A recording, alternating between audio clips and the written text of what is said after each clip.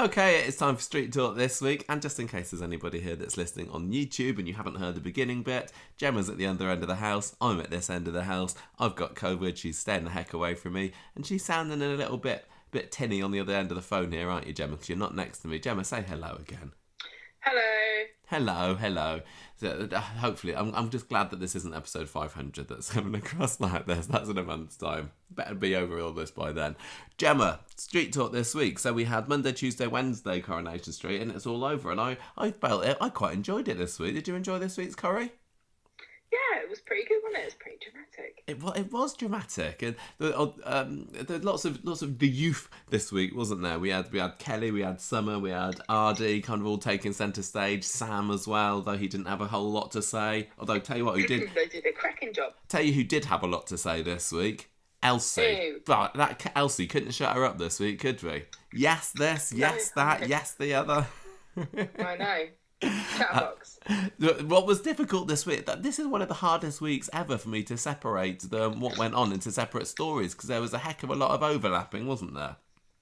With yeah, there seemed to be, yeah. Especially, Kelly was kind of in her I'm released out of prison story, but then also she get wound up in what was going on with Aadi, and then Aadi was also, he had his own problems, but also he was going out with Summer, so that was kind of that story with her and Daniel. So everything's all mixed up at the beginning, but I've tried to separate it out. I've called the story where Kelly gets out of prison Trouble Free, because that Kelly Nealon, she's trouble, isn't she?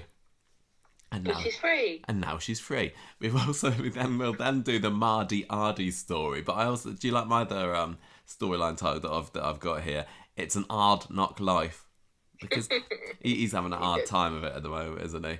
I'll call it the Summer and Daniel story. I'll call it Summer Crush, and I don't know whether that's anything, but it sounds like a nice tropical drink. And so that's what we're going to talk about next. Then we'll get back to the Tashes to Ashes, the Dan Sath, where Danny is going down to London, and thank goodness that didn't go any further than Monday's episode. We've got a new Corrie couple in town, Gemma. We've got Tyrone and Isla, couple name Tyler. And then finally, we have got a little bit of the Johnny Goner story in preparation for next week's or the week after funeral, I don't know. But I'm glad at least that Natasha's not the only one who's getting a proper send-off, and we'll be able to say a proper goodbye to Johnny next week. So, shall I do the trouble-free story then? Talk about the release of your... I you want to. Oh, I don't mind. You can go first if you want to. No, go on. Fine. Right, okay. So, this is so weird doing a podcast without having you next to me. Just interrupt me if you need to with anything.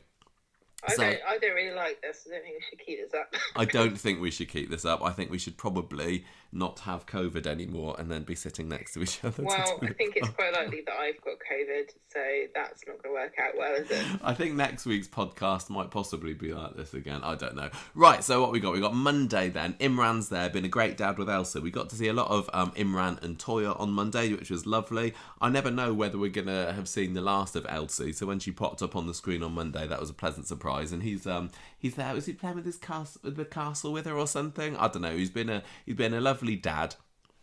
But yeah, he was being a hashtag great dad. He wasn't he? Cool dad. It's Kelly's plea hearing. No, he wasn't being a cool dad. A cool dad be like, Elsie, do you want a beer? Yes, like, says Elsie. Yeah. Yeah, it's Kelly's plea hearing later today, and so he's kind of speaking with Elsie before he goes to that, and he tries to have a bit of a conversation with Toya about it, but she's still being incredibly cold with him after the whole affair thing. But she does at least tell Imran to give Kelly a loving hello from her. So Imran kind of bogs off, goes into the cafe with Adam for a little bit. He tells him that he's a bit worried about how this is going to go. And he also says, look, I'm also worried because as soon as Elsie's gone home, I'm getting the old heave-ho, Toya's kicking me out. And Adam says, oh, don't worry about it. You know what these women say. You're going to be all right. You're going to be fine. So we've also cut to Abby and Kevin, and Abby's saying, I promise that I won't do anything stupid when Kelly comes out of prison. I don't know whether I believe Abby on that one. We have a phone call from Abby, a phone call to Imran from whoever saying that Corrie has pleaded guilty. Hooray! We saw him, was it last week that he was arrested?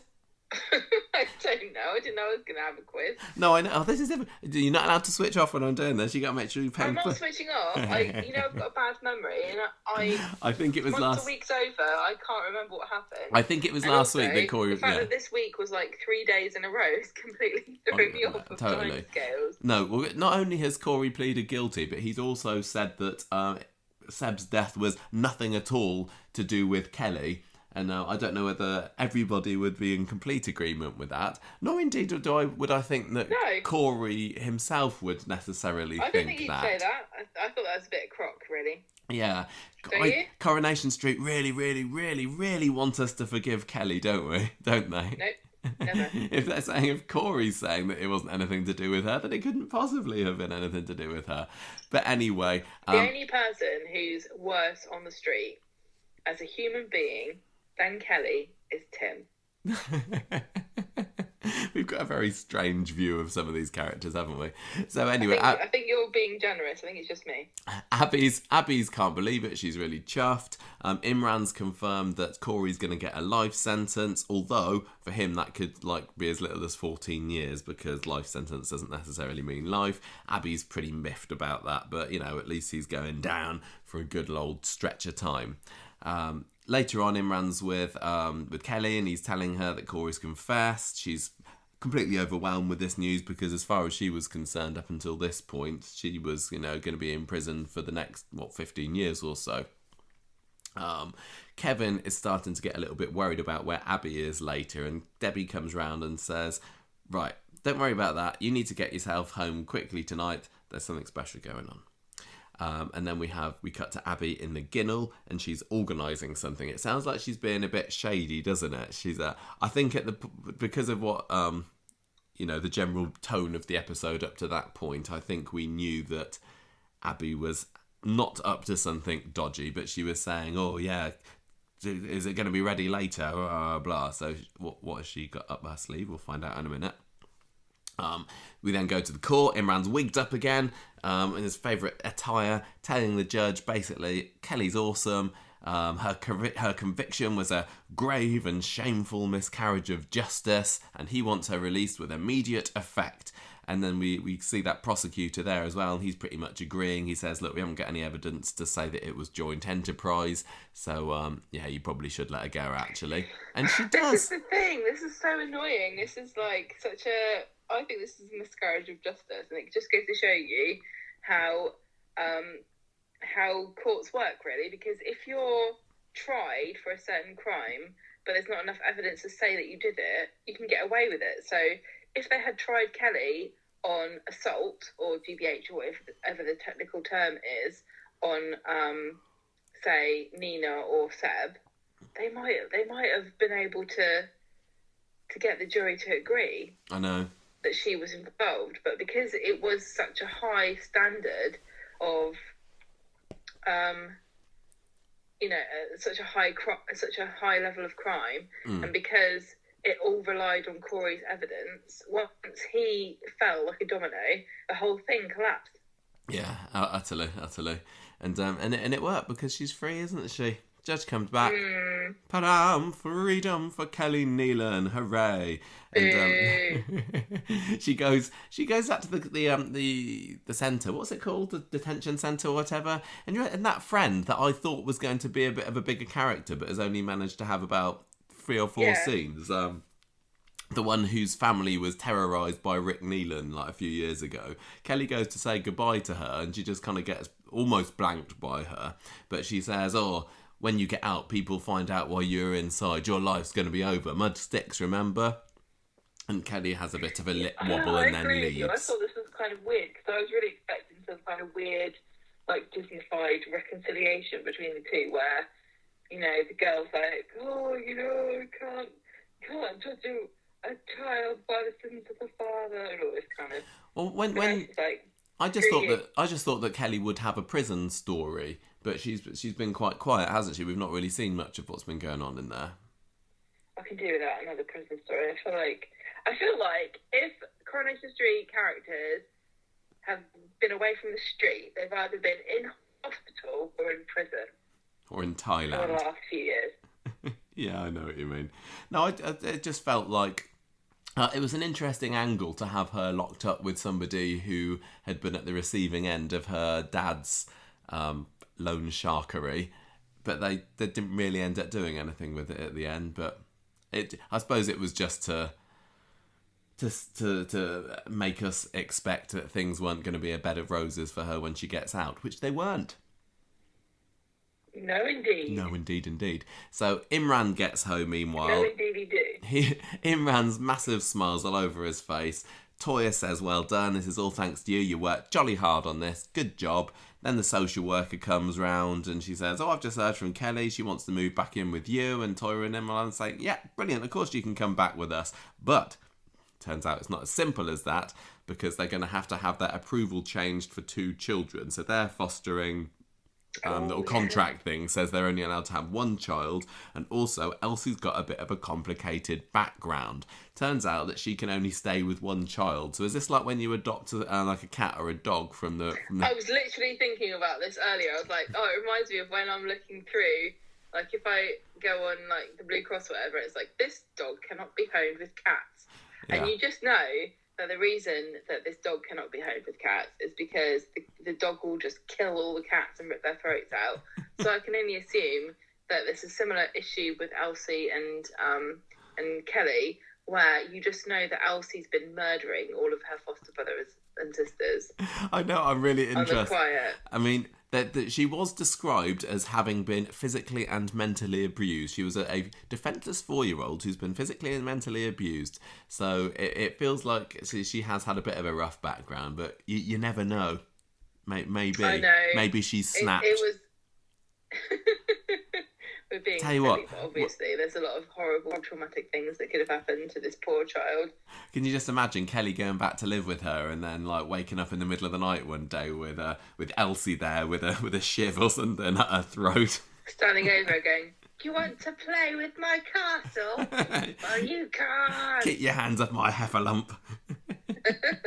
Anyway, so they can't both stay there at the same time, it turns out, and Toya says, dilemma.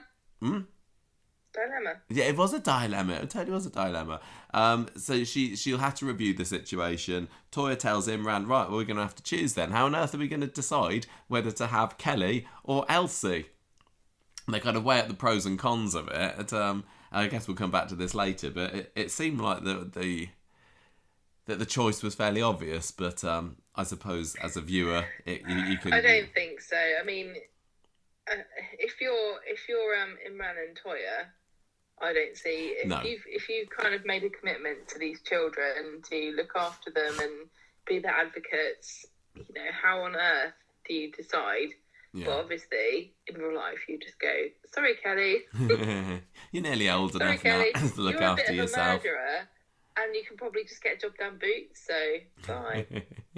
Imran says, well, you know, we were going to kind of split up, weren't we? So what if we have a kid each? And maybe Kelly stays with you in a supportive, stable and loving home, and then I take Elsie. Yeah, he does.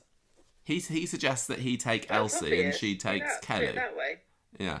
And so that's a possibility. So remember earlier we said that there's something going down with the Websters. Well, this is where we cut to what's happening there. Abby gives Jack a letter saying that she's applying to adopt him. Oh. Monday's episode was full of very heartfelt, lip wobbly, that's quite cute moments, wasn't it? I honestly thought that Monday's episode, if you had a theme for it, would be called something like, "You don't have to birth them to be their parent." You know? That was the theme for this week, wasn't it?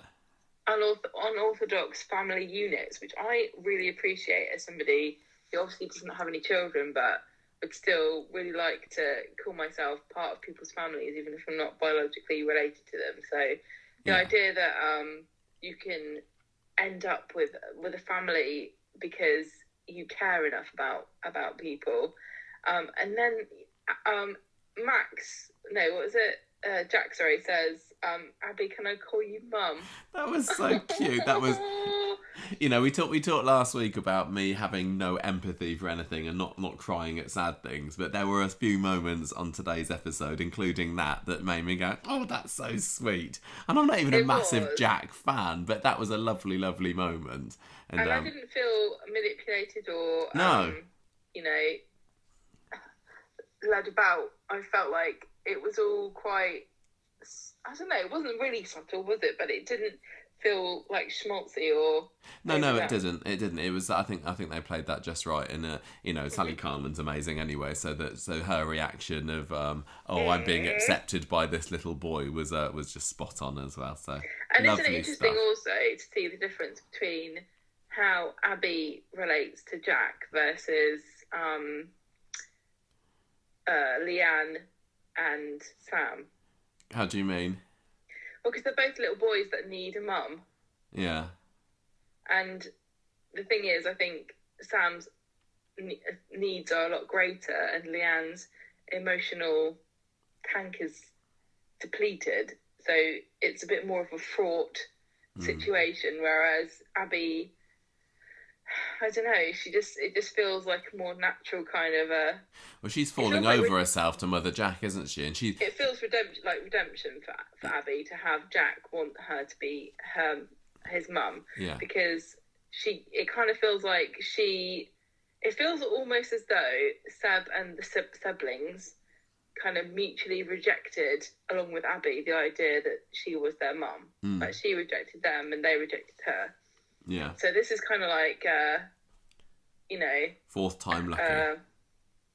Is that what it is? The only it just feels difficult... like redemption for Abby to have someone choose her to be their mum. Yeah, because she's lost 3 children and now she's gained a son who's a bit crap, but it's just a shame that this whole Abby and Imran thing, which again didn't get mentioned at all this week, did it? That's still lingering there, just waiting to blow up this lovely family unit. It really feels like they need to do something serious to make this payoff worth the while for all the derailing it's done for the lovely, charming moments that we've had that have been slightly tarnished by the knowledge that there's trouble afoot. Yeah, I know. Oh, don't say foot. It's insensitive to Jack. Sorry, Jack. So Kelly's out later. She sees Simon on the street, which there was a slight bit of romantic chemistry between, wasn't there? And I think Simon at one point in the week is telling somebody, no, I don't fancy Kelly, so I don't know whether anything is going to happen there. But anyway... There's no way, can I just say, What? in real life, Coronation Street better not do anything with Kelly. She would not fancy Simon, I'm sorry. I don't know what Kelly would do at the moment because Corrie is really, really trying to make us like her. So anyway... What has Simon got going for him? He's a Barlow. She realises that is the family that you need to get in if you want to position on this street for life. If you want to really get yourself involved in Coronation Street as a legacy character, you don't just need to date a Barlow. You need to shag a Barlow and have a Barlow. You need to bonk a Barlow. She tells him that she's going to be staying with Imran and Toya now, and then she sees Nina and goes over to apologise to her. Mistake. Yep. Nina bites her head right off, which is in keeping. Almost like Ozzy Osbourne with a bat. Yep. There's clearly no forgiveness from Nina, and she's saying, look, this didn't randomly happen, because I think Kelly's like, I think she tries to blame it on, random circumstance that Sev got brutally kicked to death, and Nina says, no, you made it happen, you selfish cow, and Kelly kind of goes scurrying off, and with maybe she'll try again later on that one. Goes back up to Toya and Imran's flat. Toya's there filling her in about the Elsie situation. Also breaks the news to her that her and Imran have split up. Sad times.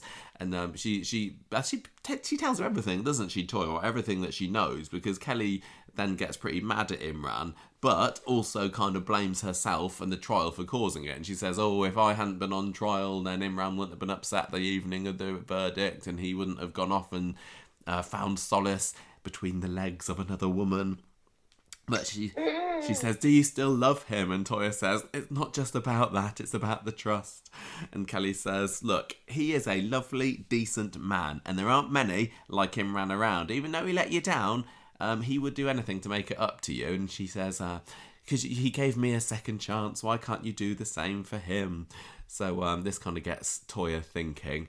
And we then have a couple of scenes of Kelly kind of integrating herself back into the family unit, having a play with Elsie. This is when Elsie has her debut word on Coronation Street. It seems like Kelly's having a brilliant time being a big sister, which she's never got to be before. And then we see her speaking to the social worker later, who's asking about the Elsie situation. And then this is where she realises that she can't stay there with her, and knows the situation that she's put Imran and Toya in by coming back in the middle of fostering Elsie. And she just kind of starts to realise that she's not just, because she can't just swan out of prison and then go back to her old life as if nothing's happened, because Toya and Imran in a way have moved on. Everybody hates her around here, so she makes her decision to move on herself. Later on, Imran gets the news over the phone that Kelly's decided not to come back. Toya admits to him that she told Kelly about what he's done, and also that she's finding it very difficult to hate Imran right now. And I know the feeling, Toya. She says, you're a lovely man, and Imran jumps at this chance, say, take me back, please. And she says, well, I will, as long as, hashtag, no more secrets, Imran. Oh no, if she said it, what am I going to do now? If there's anything else, Imran, you need to tell me now. Literally, don't keep any more secrets. And Imran's like, no, definitely nothing else that you need to know right now, Toya. You bloody idiot. She's Imran. like, I can see there's something in his head, but I think he's just too scared to tell me he doesn't like floral prints. And to be honest, I wouldn't want to hear that from him right now. Oh gosh, Imran, what you like. Then we end the episode with Kelly turning at this accommodation that she's going to be staying at, and it's the place where she was before, wasn't it? I missed that exactly. How does she know? Is it sheltered accommodation for scallies or something? I don't know. Because she's got her friend Cole there, hasn't she? And when she gets there, it looks like somebody has scrawled murderer or in red graffiti over her bedroom wall. So they obviously knew that she was coming, and it looks like she's not going to be having the greatest time there. Tuesday's episode starts off with Toya wondering about how Kelly's getting on, and Imran's like, oh, I'm sure she's fine. Well, actually, she's not that great. She's scrubbing her graffiti off, and but at least she does seem to have this Cole bloke who's her friend. Meanwhile, we got Nina going over to number 7 to go and see Asher. She's very upset. She's crying a little heart out because this ring that Seb gave her, his 50p ring or whatever it was, she's gone missing somewhere, and she still doesn't find it by the end of the week, does she? No, I think it's gone for good. That little heart one. Imran also, yeah. Imran, she should have looked after it better. Really, it was fairly big, wasn't it? I was thinking you wouldn't wear it, or I put it on a necklace, but I don't know how. I don't know how much she does wear it, because it doesn't really match the rest of her attire, does it? So I'm going to say it's her own fault. Imran sees. I say it's her own fault. Yeah. She needs to get it resized anyway if it's a bit big to fit her finger properly. Imran sees Kelly later and she's upset, and she says, look, I don't need to live in this. He says, look, you don't need to live in this accommodation if you don't want to. And she says, no, fine, I need to stand up my own 2 feet for a bit. And she notices this missing ring poster outside of Dev's, I think, and starts to phone someone. She's got a plan. We don't get to find out what that plan is until 2 more breaks later, so about half an hour later on the show. Kelly brings this ring back to Nina in the cafe, and Nina immediately knows it's not the same ring, kicks off at her. It turns out that Kelly has been to York, to the place where the ring came from originally. She's found a replacement. She tried to pass it off as the original one. Nina does not want anything to do with it, throws it back in her face, and then has a good old moan to Roy about Kelly later. And Roy says, look, you might have Kelly might have misjudged what the best thing to do here was, but it does seem like it came from a place of remorse. It looks like her heart's in the right place and she wants to rebuild some bridges here. She's a 16-year-old girl with terrible parents who she recently tried to take her own life. Maybe we should cut her a little bit of slack here. And I think maybe we should pause it there, because that's when Kelly starts to get mixed up in the Aadi story, isn't it? And which we get onto in a little bit. So with that bit in mind, Gemma, how are you feeling about the sweet release of Kelly Nealon this week? Boo! This is I'm been glad to see that there has been some debate about this online. It isn't just, not everybody is, is rolling over and accepting it, are they? In the Corrie fan community. It just kind of annoys me the way that we've got this very simplistic story about a hero and a villain almost, or like a victim and a perpetrator, where Kelly is also as much of a victim as Seb in a kind of perverse way. I just don't buy it. I just don't think she's really apologised or felt remorse. The main sticking point with her seems to be that she's upset that everyone's mad at her about it. I'm glad that she isn't just walking out and everybody is forgiving her. I mean, that scene with Nina was absolutely fantastic on the Monday episode, wasn't it? When she walked over to her, and I was half expecting Nina to say, "Okay, I don't want. Maybe it wasn't you. Okay, it was Corrie. I don't think we're going to be best friends or anything, but okay, I forgive you." But Kelly just couldn't get near, and Nina absolutely giving her what she deserved, I think. Yeah, I think so. But I think I wouldn't forgive her if I was Nina. I think she's not. The thing is, she's gone to prison or wherever she went, whatever it's called, for a crime she didn't actually commit, which was murdering Seb. Yeah. And she didn't do that.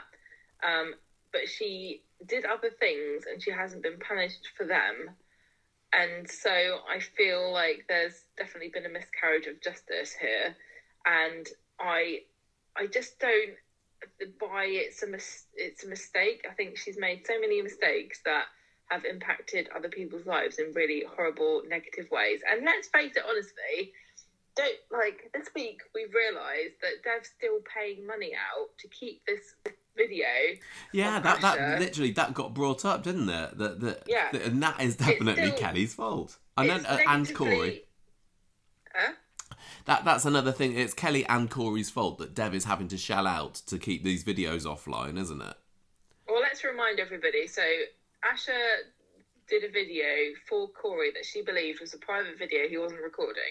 He secretly recorded that video, but then Kelly found it and shared it on a chat, and then somebody else uploaded it to the internet. So there's a chain of custody here that involves some very serious mistakes. But I honestly would say that Kelly taking that private video and putting it on the internet was a really horrible thing to do. I mean, she is distributing child pornography on the internet. She's never got in trouble for that, as far as I can tell. It's another example. She hasn't learned from her mistake. Has she learned from what happened with Seb? I don't know, because I don't think she's really been confronted with it. She's sad. She's sorry it happened, but really she's sorry that Corrie killed Seb. She's not sorry for what she did. I just don't think she's taken ownership of what she actually has done.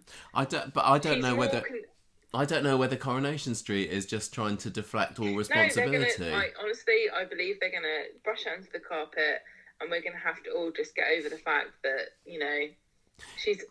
But at least... Everybody's done stupid things when they're a teenager. But some of them are such bad mistakes and really terrible judgments of the situation that I just... it's difficult to see yourself accidentally stumbling into, the scene of a murder. It's difficult to see myself accidentally stumbling into distributing pornography of an underage girl on the internet. You know what I mean? Yeah. Making mistakes is texting somebody about them, saying that you don't want to talk to them anymore, or, being overheard bitching about somebody, or, I don't know, taking drugs, or... driving too fast, or not being at the scene of a murder and then leaving someone to die who then actually did die because you were too scared. I know. I'm sorry. I just don't buy Kelly as...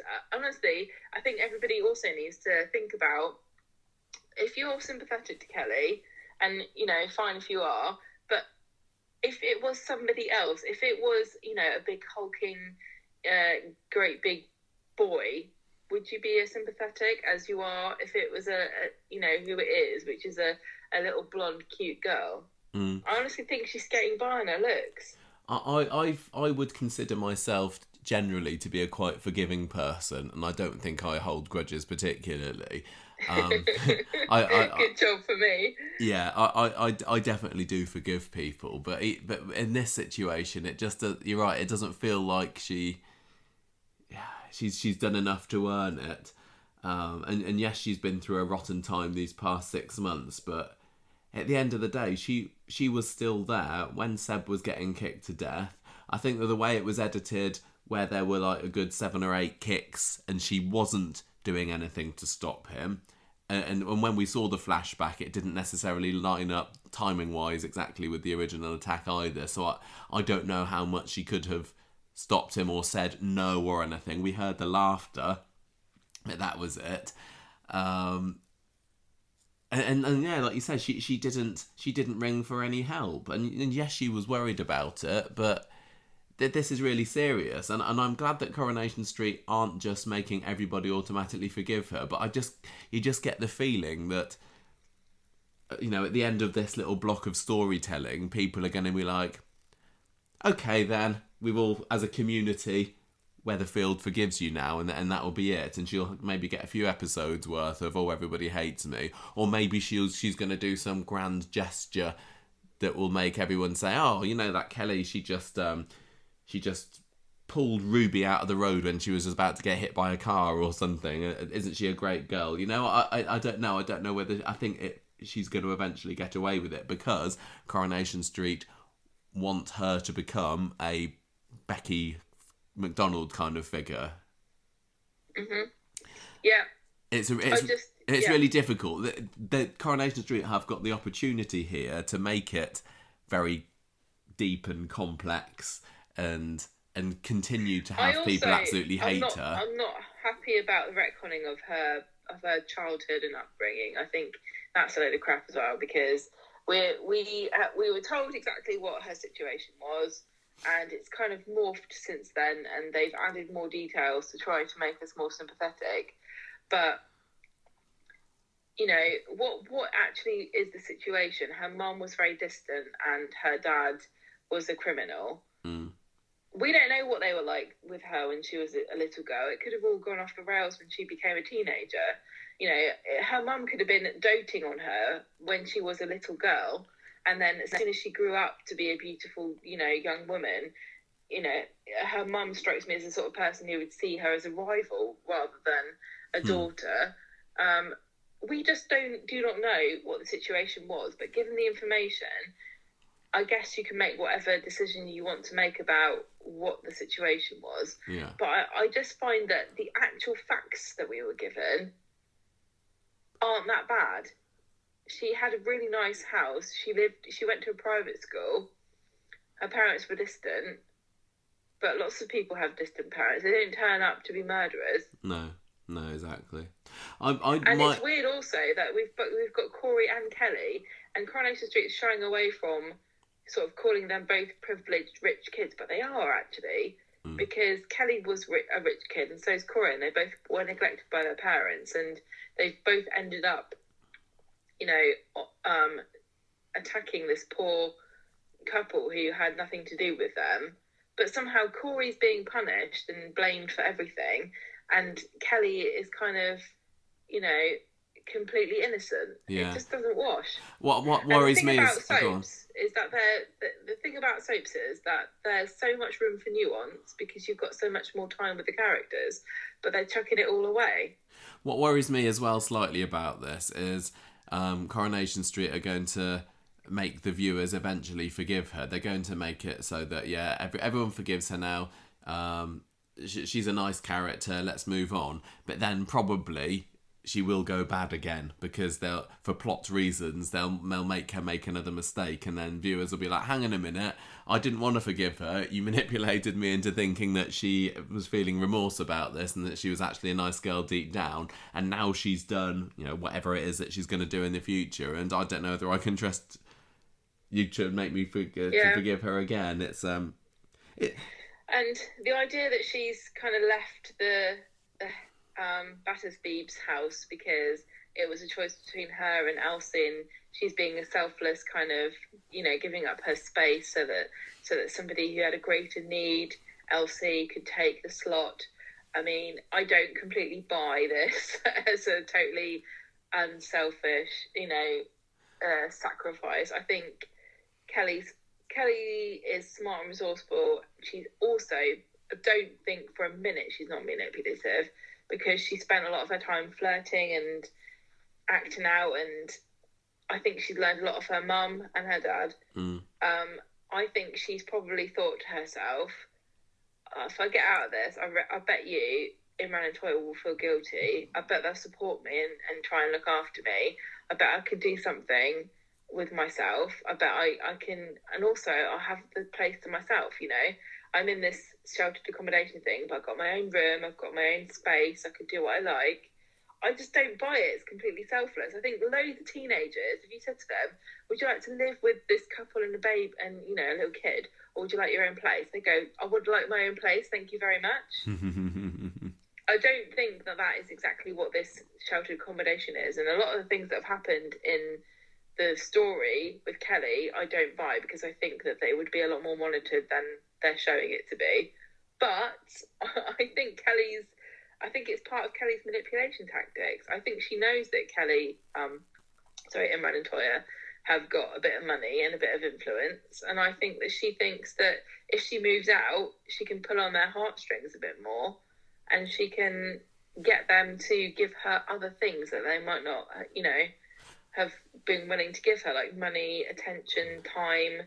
I think that I could believe that with the old Kelly, but it really just seems to me that the way that Corrie wants us to feel about Kelly now is that it is all completely innocent, and she's a lovely sister to Elsie, and I don't know. Honestly, this is so stupid and shallow of Corrie to really expect me to believe that hanging out with a little girl for an hour would make it's supposed to reflect positively on Kelly as a character.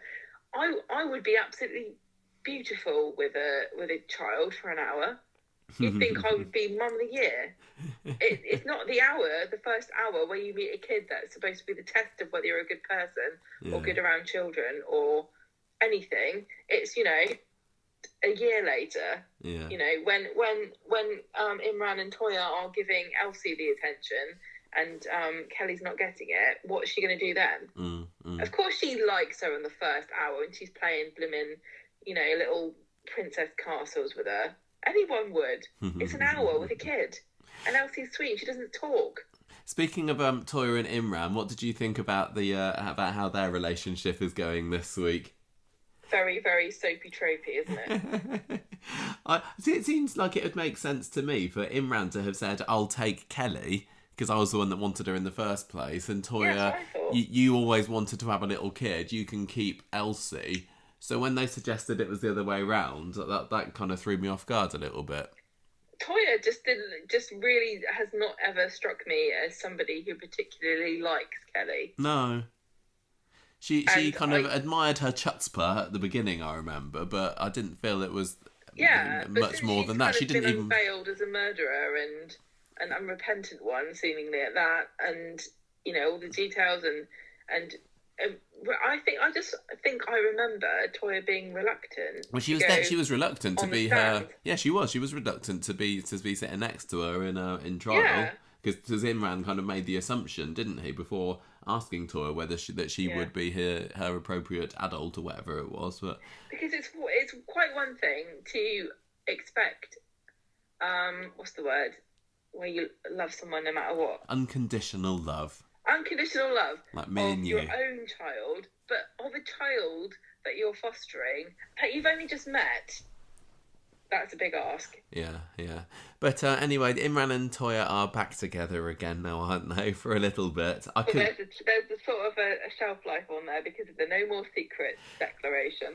Do you think that Imran should have said something there? And if he had, do you think Toya would have gone, well, I did ask you to tell me everything, so I'm going to have to laugh I it really up. wish they'd retire this phrase because it's ridiculous. I think it They goes they without saying a didn't lot of the they time. didn't exactly say no more secrets. They didn't Well, say those exact whatever. words, but that it was one of those situations, wasn't it? Do you think that if Imran had said it was Abby, do you think Toya would have accepted it?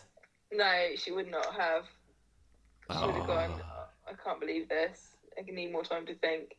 But then she might have forgiven him if she'd had more time to think about it. But I think that she might have done eventually because everybody was saying to her on that Monday episode where Imran is a nice bloke, you don't get very many like him, blah blah blah, and I think she would have realised. But now if she does find out or when she does find out, it's gonna have the added complication of I gave you the opportunity to tell me and you didn't. I just want to say one thing as well about he's a really nice bloke and stuff. Um, Toya's kind of been swayed by these opinions, but the only person who needs to decide if someone is worth your time is you. Don't be swayed by other people saying he seems like such a really nice guy, because he's not, because he cheated on her. It's all very well saying he's nice, like, you see him how often in a day. Oh, the guy who delivers the post seems like such a really nice guy. Yeah, I'm sure he does for 5 minutes a day, but he's not the one shagging around. I think that if Toya were to compare him to some of the other guys on the street and maybe even some of the other guys that she's dated or whatever in the past, she would realise that there has been a lot of good times and he is fairly reliable and he's He's not. got a very fatal flaw, Michael, hasn't he? Oh, I don't want to accept that, but yes, he does. If you've got one sticking point and it's don't sleep with other people, and he's now demonstrated that it's like a character flaw where he's like, oh dear, it's just something I do, I mean, maybe if she even compares him to Peter, for example, who's she with last, then Imran would seem like the more dependable kind of guy, wouldn't he? Well, Toya's not getting any younger. She's coming into a stage in her life where if she wants to hitch up with a bloke, she's going to have to accept a certain level of baggage.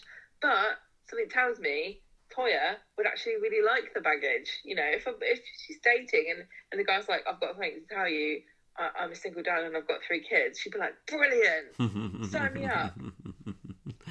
Lots of people her age who haven't got any, children of their own are looking for somebody else who is equally child free. She's not. She's cruising for a family of 10. So she should start going on Tinder or whatever it is. What's the dating app for people that want to adopt other people's children? Right.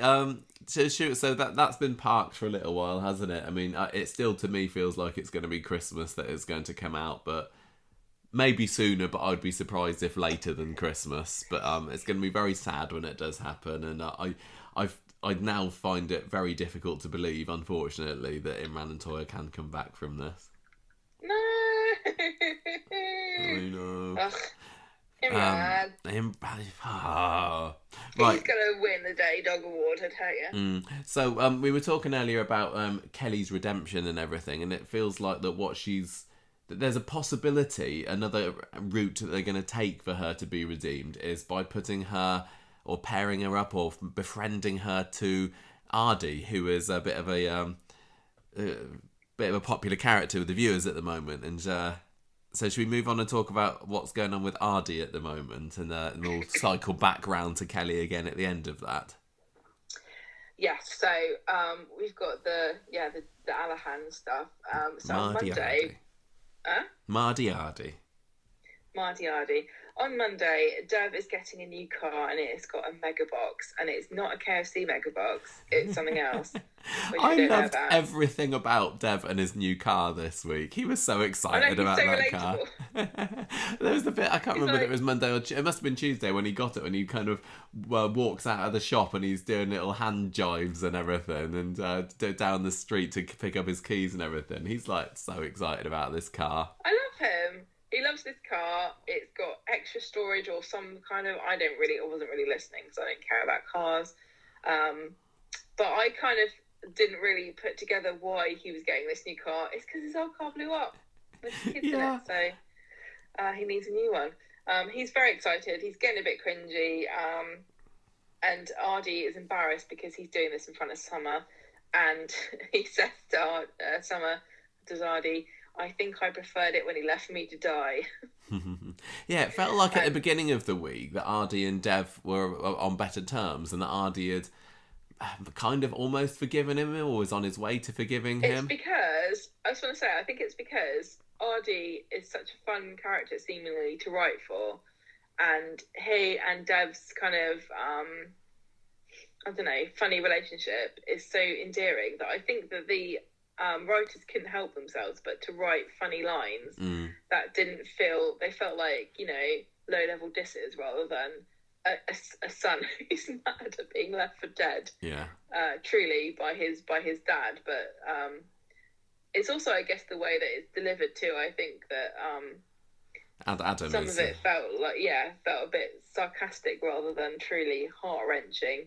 But it's difficult to change gears from their previous relationship to what's happened now, and I'd prefer them to stay in that kind of groove of funny relationship than to get too angsty. But anyway, Dev makes waffles with Asher later, and he's talking about Aadi and stuff. I don't really know what happened there. No, there wasn't. It was more of a setup on Monday. The Mardy Aadi storyline actually kicked off on Mardy, didn't it?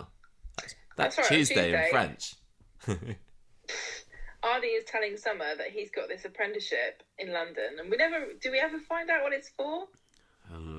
Shop ownership or I'm going to say business. I'm going to say sandwich artist at Subway. He hasn't got one. He's thinking of going for one, isn't he? No, he's thinking of going for it, and he knows that Summer wants to get a placement at Oxford University, and he's like, oh, it's only 52 minutes away from Oxford on the train. Great. Summer's not really feeling this at the moment, is she? Because of the next story where she's... give him an enthusiastic thumbs up on this by any stretch of the imagination.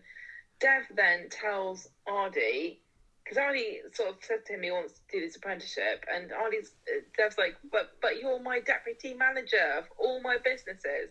Why would you do that why would you give this up for a minimum wage apprenticeship in London? And Aadi's like, well, if I go, can you please pay my rent, Dad? And it's really not a goer. Dev says, you've got everything here I can provide you with. I'm really proud. Please stay, and I'll make you general manager of all 3 of my shops. So Aadi sees Summer and tells her about this potential promotion, and she says, well, maybe you should go. I'm proud of you. I'm glad you made up with him about this. Aadi goes to the kebab shop and chats with Bernie about it, and she says that partly the reason why Dev's kind of putting a dampener on Aadi's plans to expand to London is that it's costing him so much money to keep Asher's videos off of the internet. So he's got, an outgoing this whole time, and he can't provide the financial support that Aadi was hoping for London. Yeah, which gets Aadi, pretty miffed, because it's yet again Dev is choosing his sister over him in his eyes. Aadi goes back to the shop and has it out with Dev, and Dev's like, come and look at my washable well in my car.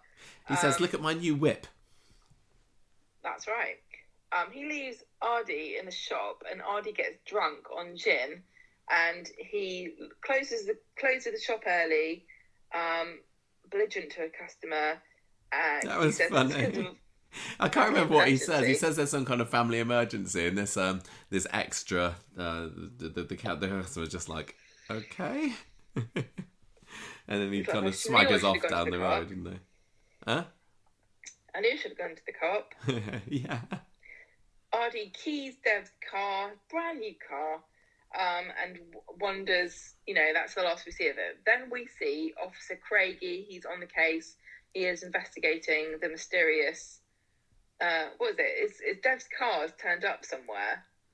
No, I don't think it had turned up somewhere. I think it had been photographed. Craig shows Dev some pictures of the car with the key marks down, doesn't he? And does he say the window's been smashed as well? I thought I was missing something here, because I don't think that anybody investigates someone else's car being keyed. I don't know. Don't matter. Something's happened to the car. Craig's investigating it, and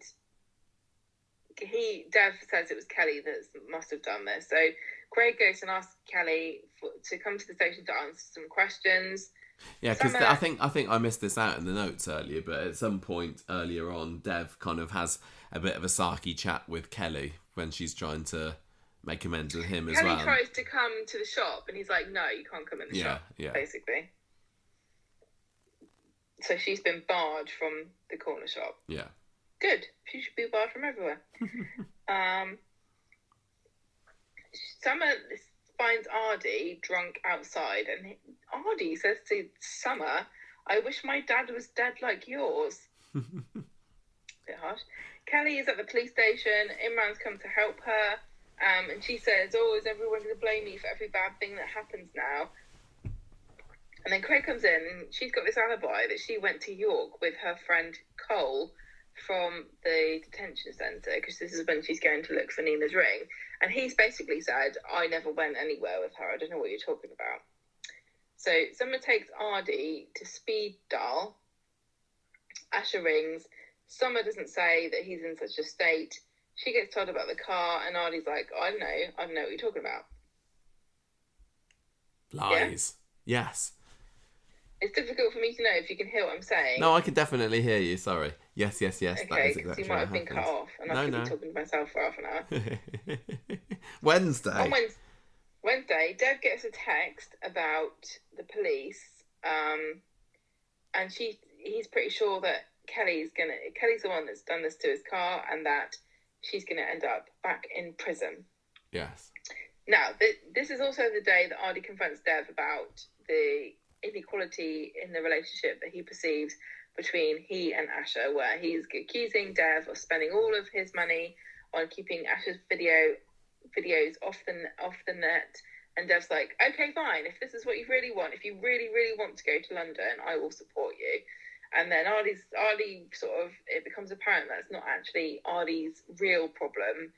It's just, a substitute for the fact that Aadi's still upset about the fact that he believes that Dev chose Asher over him. And he says, you choose that every time, including when the car crashed. And he accuses Dev, of leaving Aadi to die.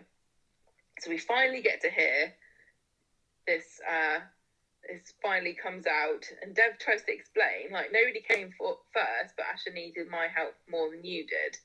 And this is a very difficult situation if there's more than one child in a family, where the parents obviously love them both the same, but you don't need to give help and assistance to the child that doesn't need it, but the one that doesn't need it always feels as though they're being neglected in some way. Yeah, we've talked about this before, and this is an awful situation, and if I was Dev, I might have done the same thing as well. I don't have any ill will towards Dev for going after Asher and trying to save her first, because she was unconscious, and of course he would want to check that she was okay first. But I can equally see from Aadi's point of view, especially with all these years of resentment that he's been building up, that it does look like that once more he's been neglected. I think it's a great problem, great little quandary that the Alahans have got themselves into here. Yeah, I really like this. I think this is a very relatable issue that lots of people can see themselves in. And Jimmy and Adam did a fantastic job as well of just portraying those complex emotions and everything that are Yeah. involved. Aadi having a little cry and everything. If you're a parent, you must worry. If you're a child, you might have a memory of this happening when you were younger. So this is a very relatable, even though the whole, how we got here is incredibly sensational with a prison van, an escaped convict, and an exploding car. Where we've ended up is quite a very very human and relatable situation. Yeah. So then we find Nina confronting Kelly about her. She accuses her of lying, going to York to get this ring, and Kelly says, "No, I'm telling the truth." But Nina and Asha don't believe her. Then we get to go back to Dev. He's talking to Aadi about Sunita and says that she's looking out for them, and she's somewhere in the afterlife and so on. And Aadi is not really buying it. He doesn't seem to. It's like it's a nice idea, but he's not really concerned. He doesn't really think about it that way. He asked. See, I would have thought, I don't really know a whole lot about Hinduism, but I would have thought that they'd have been like, no, she's reincarnated now. She's a little butterfly flying around somewhere. Maybe she's a princess. Isn't that how it goes? If you're a good person, you get promoted. Yeah. I don't think Sunita was completely the best of people towards the end when she was having that affair with Carl Monroe, but never mind. Maybe she's a cute puppy. Anyway, Aadi's more concerned about this money and what Bernie said, and Dev says, "Yeah, okay, I will admit that keeping Asha's video off the internet is costing me a lot of money, and now I've got this new car which Kelly Nealon has scratched up, and I've got to pay for that." And I like.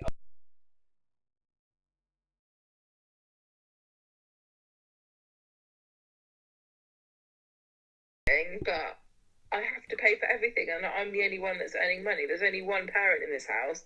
I've got 2 kids, and I'm trying my best. Another really relatable thing of children just not really understanding, even a teenager who can be explained these things. It's very different. The theory of everything costs money to the practice of at the end of the month I've got no money left because all these things have come up that I didn't realise was going to happen. I'm trying to provide for my kids, but it's just not enough. Anyway, this is when Aadi confesses that it wasn't actually Kelly that scratched the car. It was him. Dev gets home and Asha hears all about this, about the car, about the fact that Aadi's jealous that she's getting all this attention, and then they end up arguing, Aadi and Asha, and Aadi gets fed up with this. He says, "I'm fed up with this, I'm leaving," and he stomps away, and Dev phones up the police he picks up the phone to call the police, and Asha's like, "Oh no, don't dob Aadi in, that's awful." And yes. I can't remember what happens. Yeah, no, he doesn't in the end, does he? He ends up just saying, I just know it wasn't Kelly. Yeah, and the police Kelly are like, okay, I'll take your word for it, Mr. Allahan. That's enough for us, we don't mind. Aadi goes to the cafe with Summer and he says, "Can I stay with you, please, for a few nights?" And he's moaning on about Dev favouring Asha, and he says, "I should have done more than just trash his precious car." And Summer's like, "Oh no, I can't believe you would do such a thing." Asha finds Kelly later, and Dev has said, got her out of this problem. He hasn't told anyone it was Aadi, but he's got Kelly off the hook. So Kelly asks Asha if she thinks that she could try to convince Nina to forgive her, or maybe just not hate her. And Asha's like, "Look, I can't talk to you about this at the moment. I'm leaving." Aadi tells Summer that he doesn't regret that Kelly has got arrested because she's basically responsible for Seb's death anyway. And I can't remember whether at any point Aadi points out that she's also responsible for his, wings being clipped and the Allahans being in financial distress. Because the other thing... I can't remember whether he mentioned that. ...is that Dev sent them both to private school too. Yeah. Because of what Callie did. Yeah.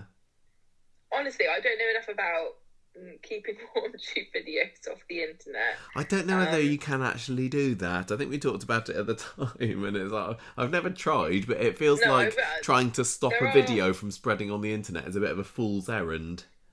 Well, there's definitely reputation managers who can try to do stuff like this for you.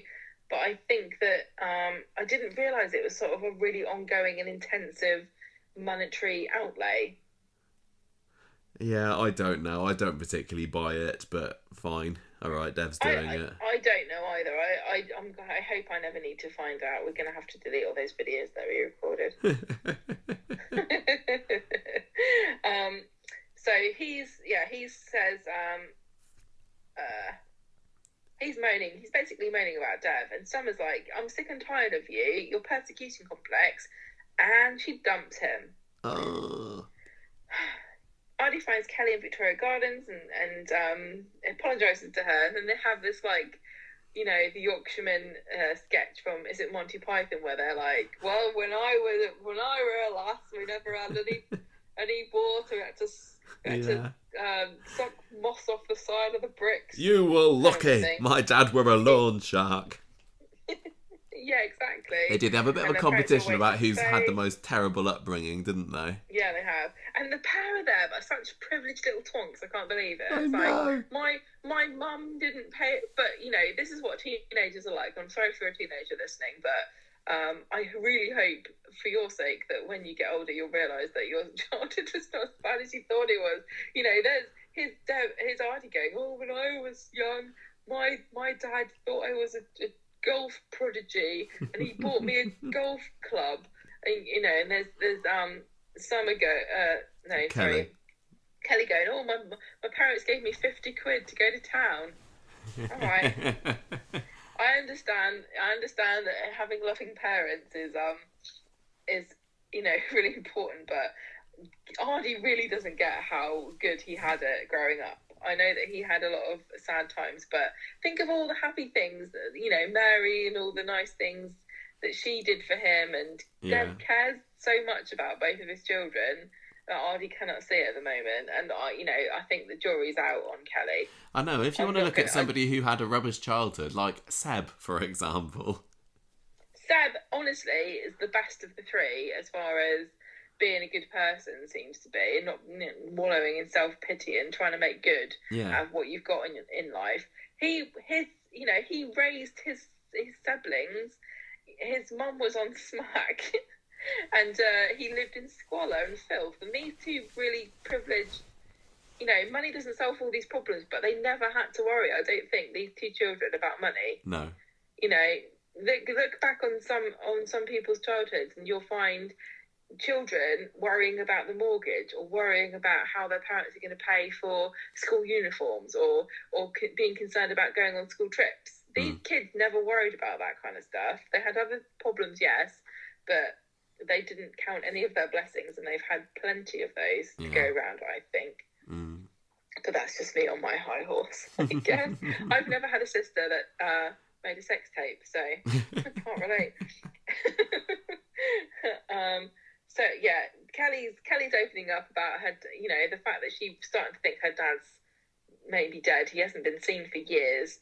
And she says, look, why don't we go back to my place together? So he agrees. But back at home, Asha's telling Dev not to worry about Aadi, and he's probably just having a sulk and crashing at Summers. But Dev's fretting about, you know, losing his relationship with his son. This is why Dev's a great dad, because he cares. Yeah, and I he really think does. Asha was being a little snot here, and I really enjoyed this. Like, I don't like it when characters are just automatically the best, you know, and react in the best, nicest ways to everything. Asha's had a lot of struggles, and she's been tested, and she's come up trumps quite a few times, and we've rooted for her. But in this situation, she was just a little brat. Like, I don't care about him anyway. He's just being a dick. I'm still not finding Asha being particularly bratty. I think she's coming off a little worse because we're seeing how it's affecting Aadi and everything. But I But think she's not sympathetic. She doesn't really understand what he's going through. no. You know? I think she's just like being a normal sister.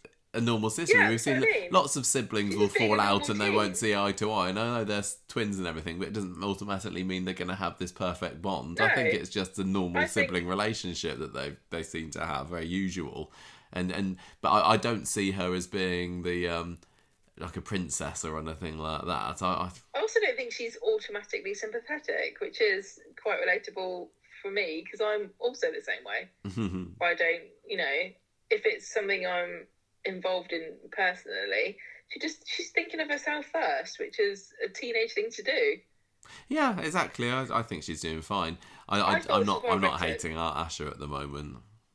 I just like the fact that honestly, some of the best people in the world, who you admire as morally upstanding and wonderful, and impartial and just and everything. If you see them with around their brothers and sisters, they punching them under the table, kicking them, telling them to go and die in a hole. Yeah, It's just great. That's just what you're supposed to do, isn't it? absolutely. Anyway, Kelly goes back to her room with Aadi, and they barely get in through the door when Cole launches himself at her and starts throwing people around.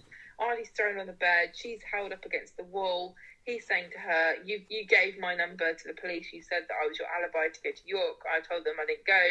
I'm in trouble now because I had a bunch of stolen mobile phones in my car. Can't believe you snitched me in like this. You're dead if I get in trouble.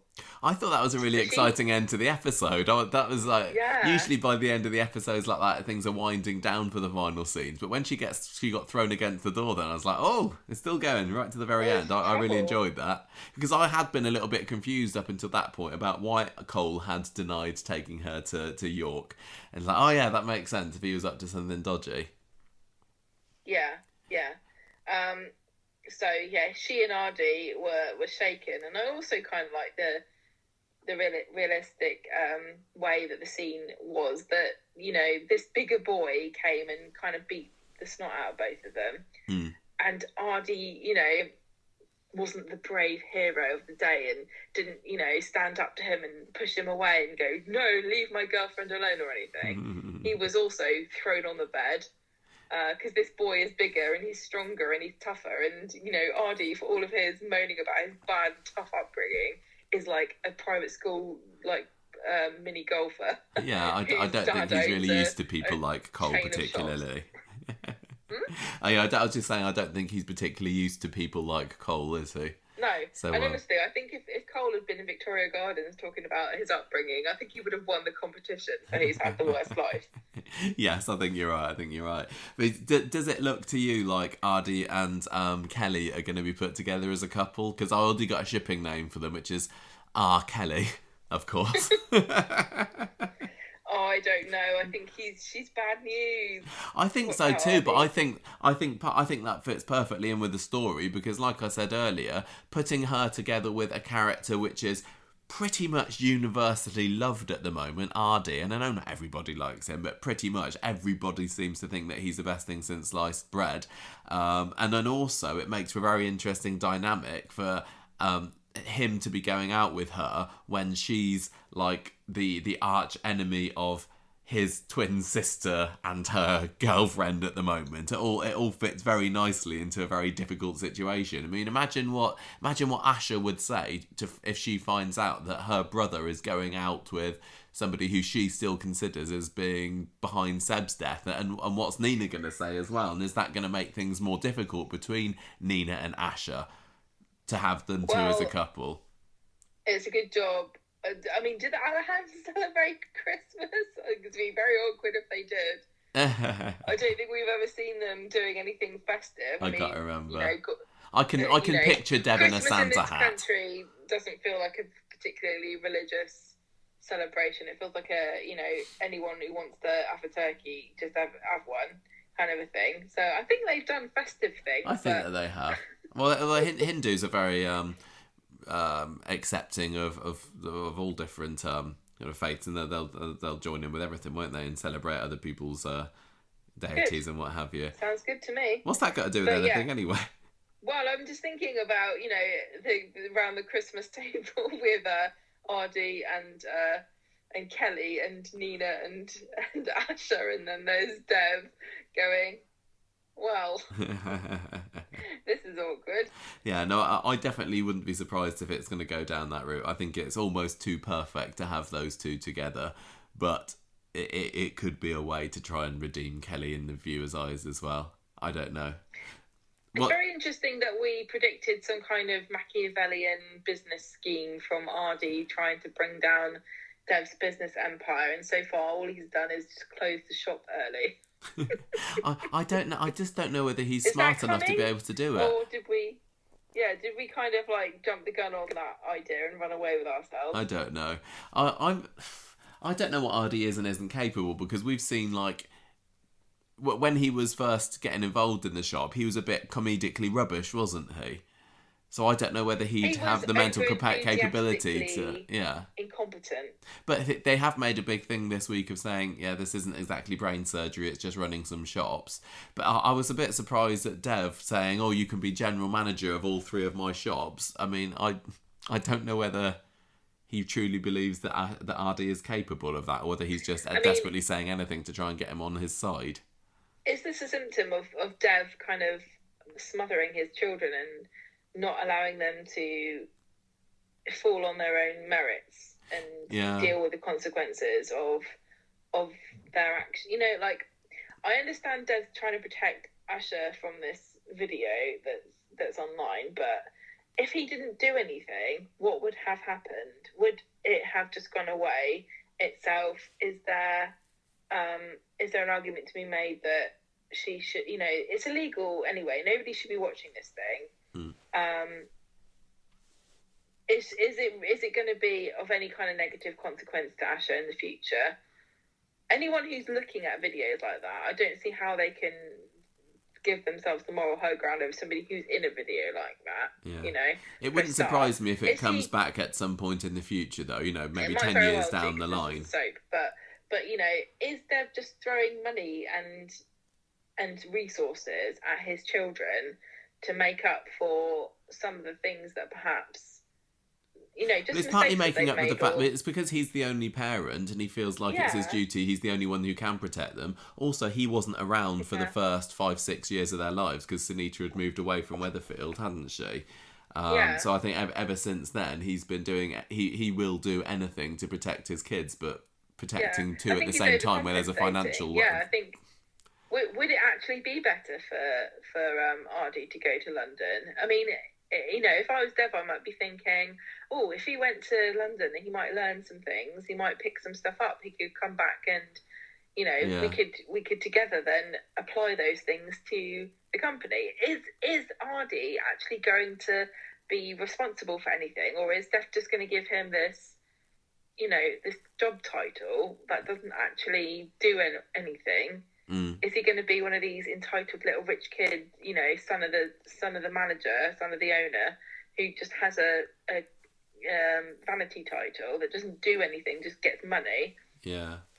As much as I don't want to lose Aadi, I think you're right. I think that sending him off into the big wide world could be good for him, because it's probably good for both of them, really, because Dev is trying to control too much of his children's lives.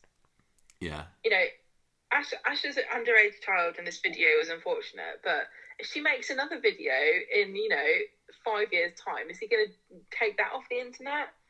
Where does it end? Where's his responsibility end for their mistakes? Yeah. And let's face it, Kelly should be invoiced for all of this. So I was just really, really pleased this week how it was. I think this is like Aadi's biggest week yet, wasn't it? We've been saying for like 6 months, like, when's he going to get his first proper story? And it feels like this is it. He's doing such a great job too. I'm really so pleased good. with what I'm seeing. It's fantastic. He's really, really brilliant. What range as well, Adam Hussein is showing. He had his drunk acting, he had his crying this week, still managed to get a bit of the comedy in as well with some of the serious stuff. It was just brilliant. Yeah. And I mean, I'm not particularly sad about the fact that he's moving away from Summer as well, because I like the idea of him having a girlfriend, but I don't It know. was Him and sweet. Summer, it was okay. It was sweet. Unfortunately, I'm getting the impression that Summer is a bit of a personality vacuum at the moment. Yeah, I know what you mean. Although, one of my favourite lines of the week was Summer and Amy talking in the cafe when and Amy's asking Summer if she and Aadi have synchronised watches yet. And I was like, But that and was she was like, only "Oh, I just funny. made that up." That was a I know, really, yeah, really it's like, clever, yeah. really, really good line, and very well delivered by El Mulvaney. I think just like I don't know what I'm talking about, but that sounds like the sort of thing people might say.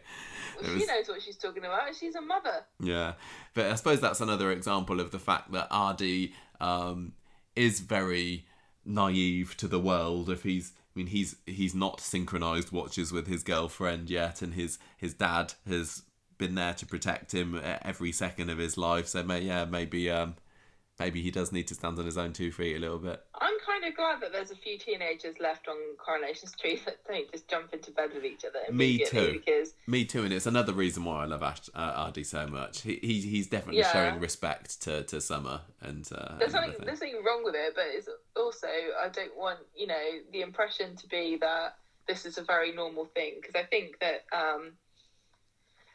people have a tendency to assume that their own experiences are very universal for when you lose your virginity, or if you smoke or drink or do drugs maybe at school, and it's not everybody's experience, and it's not it doesn't make you a bad person or a sad loser or anything if you don't do those things immediately, because we're pretty cool, aren't we? Oh yeah, it's so cool. But I still am wondering whether by this time next week whether he will have synchronized watches with Kelly. I think that is definitely impossible, but it depends on whether Cole lets them get on with it. Yeah, He might have something to say. He might be bursting in every 5 minutes, demanding his. I don't know. I imagine he's going to blackmail her in some way, or get her. I just can see him asking her to do something. Well, he has. For him, What's he got over her at the moment? He hasn't got anything over her, but he's bigger than she is, and she kind of owes him a favour now. Yeah. You drop me in it. You do this for me now, or I'm going to make life difficult for you. Yeah. I can imagine that maybe Aadi might try to stand up to Cole and get his face punched in. He'll have a go, yeah, but yeah, that pretty hair is going to get ripped out by the roots. So should we talk about the Summer story now, which also has got a little bit more Aadi in, but it's more about Summer's unrequited love of Daniel Osborne. So Monday, she's prepping for this Oxford interview, isn't she, with Amy? So she's done the entrance exam apparently, but she's just got this interview to come. She kind of jumps at the chance as the morning goes on to babysit Bertie for Daniel, because it will also give her the opportunity to practice the entrance exam interview with her. And other. No. What? I think she's clear from the beginning of the week that she fancies Daniel. And She wants to go round there so that she can be helpful to him, because she thinks that he'll like her more if she does him a favour. Yeah, there's that, but also she wants to be able to practice her Oxford interview as well. But yeah, she definitely fancies the teacher here. It's one of those stories. I don't like this. I thought that Daniel needs to consider that his boundaries as a professional teacher, and he's having children round his flat more than once during the week. I think he's awful, isn't he? He doesn't know what he's doing. He's so stupid. He's got no boundaries. He's got no. He also seems to be completely naive to the fact that she fancies him. Well, isn't this something you get told when if you're a male teacher and you're going into a secondary school? Isn't this just common knowledge that like the girls are going to fancy you? Just watch out. Just don't be anywhere near them by yourself ever. I think that if he were to get at all investigated by this Mrs. Croshaw or whatever at school, she might say, "Why are you having Summer coming round your house every evening?" And I suppose it's difficult because what are you doing, you nut job? The fact that they're neighbours and you know, he and Billy know each other and everything, but even so, he is walking a Not very thin acceptable. line here with this.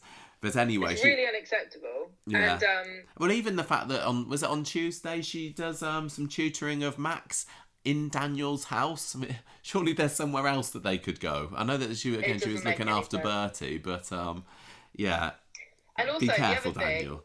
is that we harp on this all the time, and it's probably really boring to hear us going on about it so much. But he's like never at school, and this is now the third. Like during this week, he gets Summer to babysit Bertie 3 times in a row. How He's come he's not doing any work?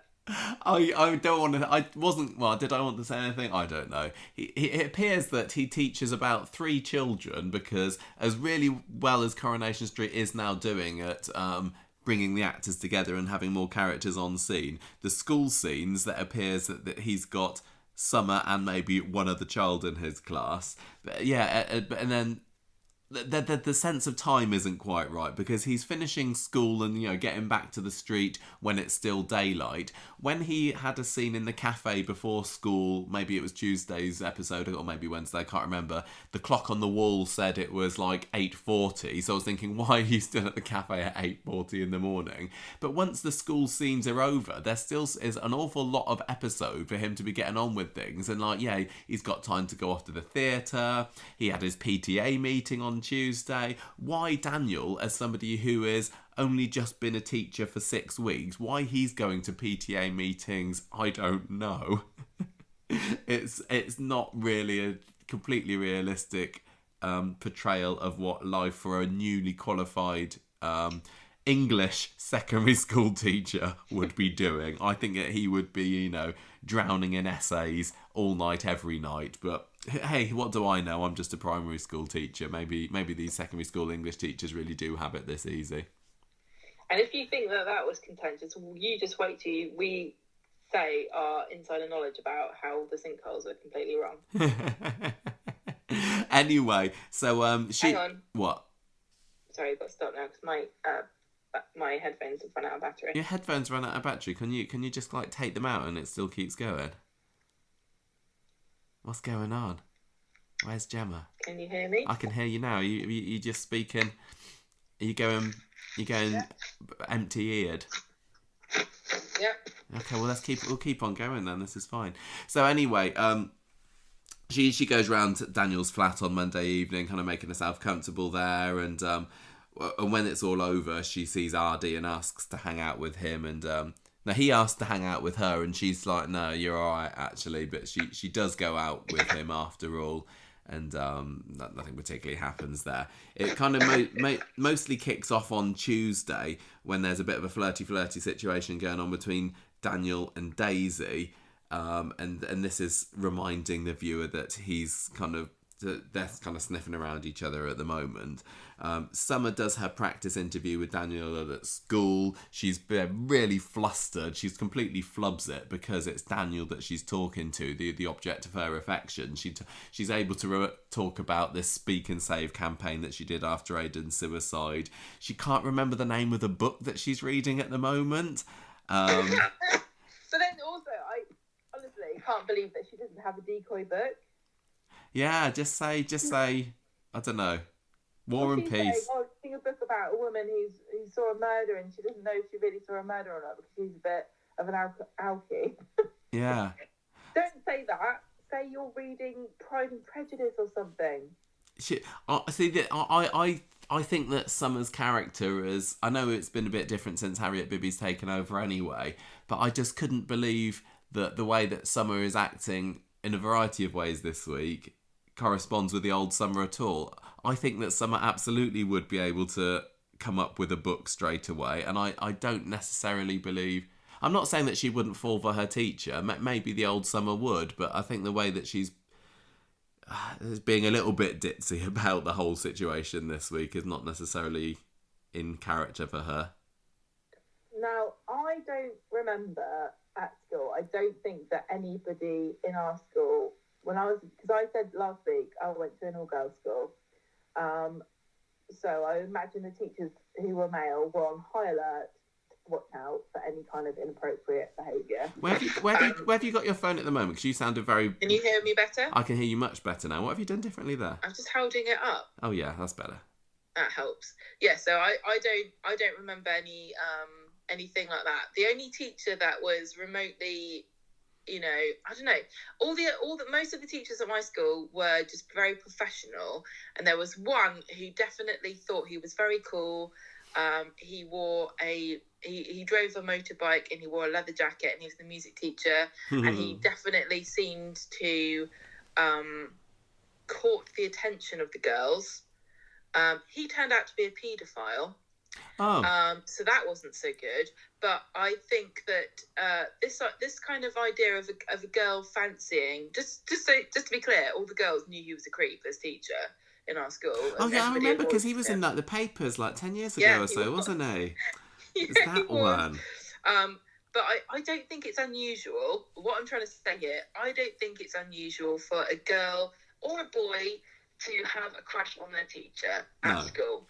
But where is Corrie going with this? Is this going to be a seriously drawn out story? Is there going to be any kind of reciprocation? What will Daniel do when he finds out? I don't think so. I think with the way that the story ends at the end of this week, there's a definite turning point in the with what Summer believes, because she spends the whole week in a fantasy, and she's looking for any clue that Daniel fancies her, and then she gets her heart torn in two by the end of Friday's episode, doesn't she? Where is she going to go with it, though? This is the thing. The trouble with Summer is she doesn't have a confidant, and she's the kind of character I can very well imagine writing in a journal. Dear Diary, Mr. Osborne is the most amazing person. My name is Summer Osborne, and I'm Bertie's mum. She's got Amy, hasn't she? Huh? She's got Amy as a confidant. Amy is way too switched on and sarcastic to be like, oh wow, yeah, that's great. Like Amy would make fun of her if she told her that she fancied Daniel. She'd be like, what, Daniel? Really? Are you kidding me? Yeah. Well, I suppose Daniel and Amy are in the same family, aren't they? So maybe that's why Summer can't. Yeah, no way. They're kind of siblings-ish. Is this going to be a relatable teacher crush story that some people are going to look at and go, God, yeah, I remember my teacher at so-and-so, I really fancied him, or is this going to be a psychotic, teenage girl, what's the equivalent of a teenage girl? Bunny boiler. Like boiling Bertie's booties to bleach them. I don't know. As soon as I saw the possibility of this rearing its head, I got very uncomfortable, because I've always been very protective of you. You're a male teacher in a female-dominated profession. People are suspicious of teachers who are men. I don't know whether they're more suspicious of primary school teachers or secondary school teachers. There's a lot of stigma against men interacting with children. It seems to get worse every year. People do not really give men the benefit of the doubt around children these days. I don't know if that's good or bad, but I feel protective of you, and Daniel's like the closest thing on Corrie since Brian threw up on the deputy head. So I'm concerned about throw it, because Corrie can be quite influential. I don't want anyone to watch this and go, God, my daughter's at school with a male teacher. What if so and so? Yeah. Well, the way that Daniel's being written at the moment, he certainly is. He's so oblivious. Oblivious exactly to what's going on, which is odd. But that's not good. No. That's not good at all. Let's go on with what actually happened with it then, because sorry. No, fine. She ends up she's completely flubs this interview, and Daniel says, look, just relax, couple of weeks, it'll all be over, then you won't have to put up with me anymore. And she obviously wants to have as much practice and time with him as possible. She ends up swiping his lanyard off of his desk during the episode, and this is her little keepsake of Daniel for the rest of the episode. No. I think No, I think she takes it so that she can give it back to Yeah, him. she likes kind of She's like, oh, I'm so useful. fondling it as the episode goes on. But yeah, when she gives it back to him later, and he says, "Oh, what would I do without you? Thanks, Summer." She's like, "Oh no, it's fine." She ends up doing a bit of a tutoring session with Max later in Daniel's flat. Again, weird why it went on in there. And again, she's left feeling very pleased with herself because Daniel's very grateful to her for looking after Bertie.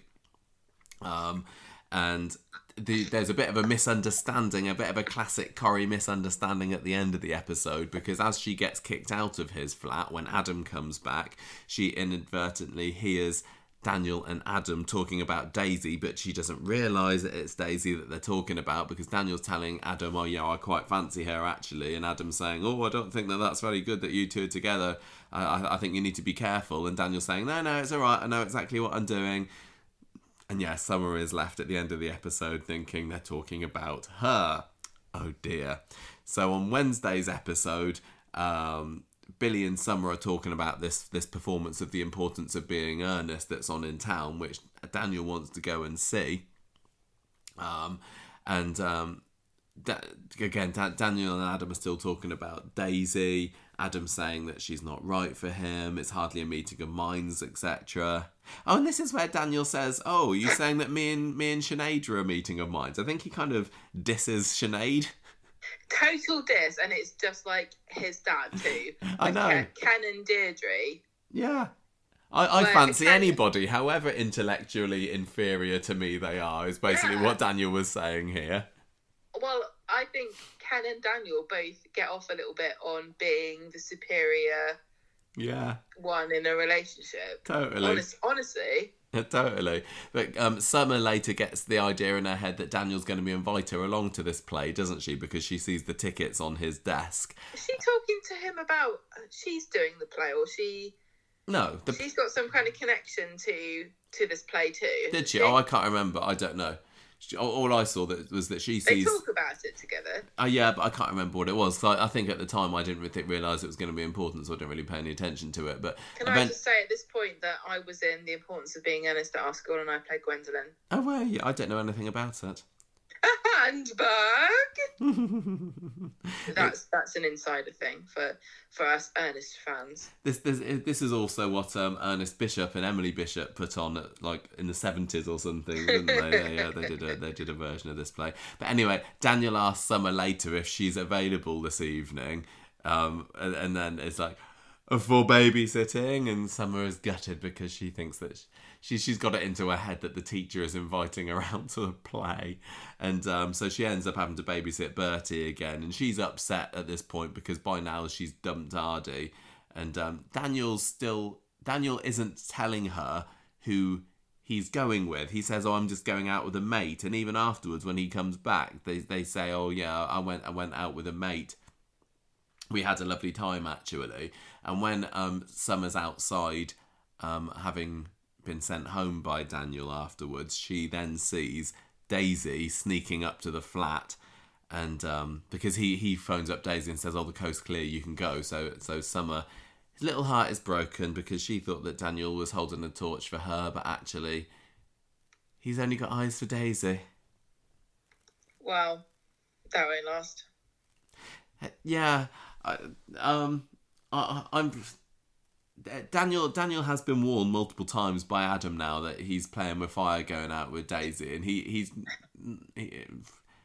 This is really weird. I just want to say, this is so weird because it feels as though we've shifted from a story in which we were concerned that Daisy was going to take advantage of Daniel. Yeah, with his new house. She's a gold digger, and she knew that he had inherited his mum's house. Yeah. Yeah. Now it's shifted from actually Daisy is just a distraction, and the real issue here is that Summer fancies Daniel. Yeah, I think we're not supposed to be seeing Daisy as being this gold digger anymore, but it definitely started out that way, didn't it? Why is there not room for both? Because honestly, Daniel is like swimming around in shark-infested waters, like going, "Whoa, I've got a nosebleed, never mind." And, they're swimming around and around him, trying to get him. These women, both of them are bad news for Daniel. well, one of them's a girl. Yeah, And he's blithely just paddling around, going, well, if I just blow my nose, get rid of this blood into the water, it'll be fine. I don't know whether Daisy would be such a bad idea for Daniel now. They're just not particularly shown enough of them. I'm just so wary of Daisy. It's really difficult for me to, take the blinkers off my eyes. Okay, really, well, I'll tell you, as somebody who likes Daisy as a character, it was clearly established at the very beginning of her interest in Daniel that, number one, she was only interested in him because she was on the rebound. Number two, she was only interested in him because she knew that he was coming into a lot of money. And number three, she was perfectly willing to lie about her interest in things that he liked to try to manipulate him into a relationship with her. And do you believe for 1 minute that Daisy wants to go and see the importance of being earnest at the theatre? No. No, I guess not. She's no more interested in that than she was interested in Ryan's DJ sets. Yeah, that's true. She's a chameleon. She's one of these girls, and I think we had this discussion before about, has she missed a father figure in her life? Does she seek male approval? Is she a chameleon, a social chameleon who, will take on the interests of whoever she's with at the time to try to manipulate them into liking her because that's all she wants? I think we've had this discussion before, and I think it's very interesting to think of Daisy in this way, as a kind of a lost girl who just wants a dad somewhere. And think about it like this: Daniel is a dad already. He's got a son. Is she seeking this? Is he kind of a father figure for her in a weird way? I don't know.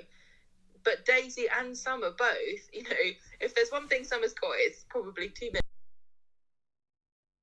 Don't know why she needs Daniel as well, but yeah, she's lost too. So Summer and Daisy both a bit lost, and Daniel, bless him, is more lost than both of them combined. Really, if you think about him like that, he's kind of a weirdly romantic figure. If he wasn't so screwed up, and well, that's kind of what makes him romantic, But he's made so many mistakes. He's not a catch for either of these people. This is doomed on both fronts. I think so.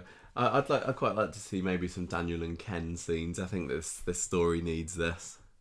Yeah, I think you're right. But from the street's longest time romantic to give him a bit of advice here. So what do you think that Summer is going to do now? Do you think that she's going to double down on trying to steal Daniel away from Daisy, or is she going to realise, I've been a fool all this time, and then maybe try and go back to Aadi, but it's too late because Aadi's now set himself up with Kelly? I don't know. I kind of like the idea, the way that Coronation Street is not shoe boxing, pigeonholing. I don't know. Summer is like, she's a nerd. Nerds don't fancy people or have stupid romantic ideas or, throw themselves after boys. I don't think that's correct. I think that even, bookworms have very flighty fantasies about what their romantic future could look like. I like the fact that they've not kind of ruled out for Summer as being a fantasist for love. Who isn't, Michael? Who isn't?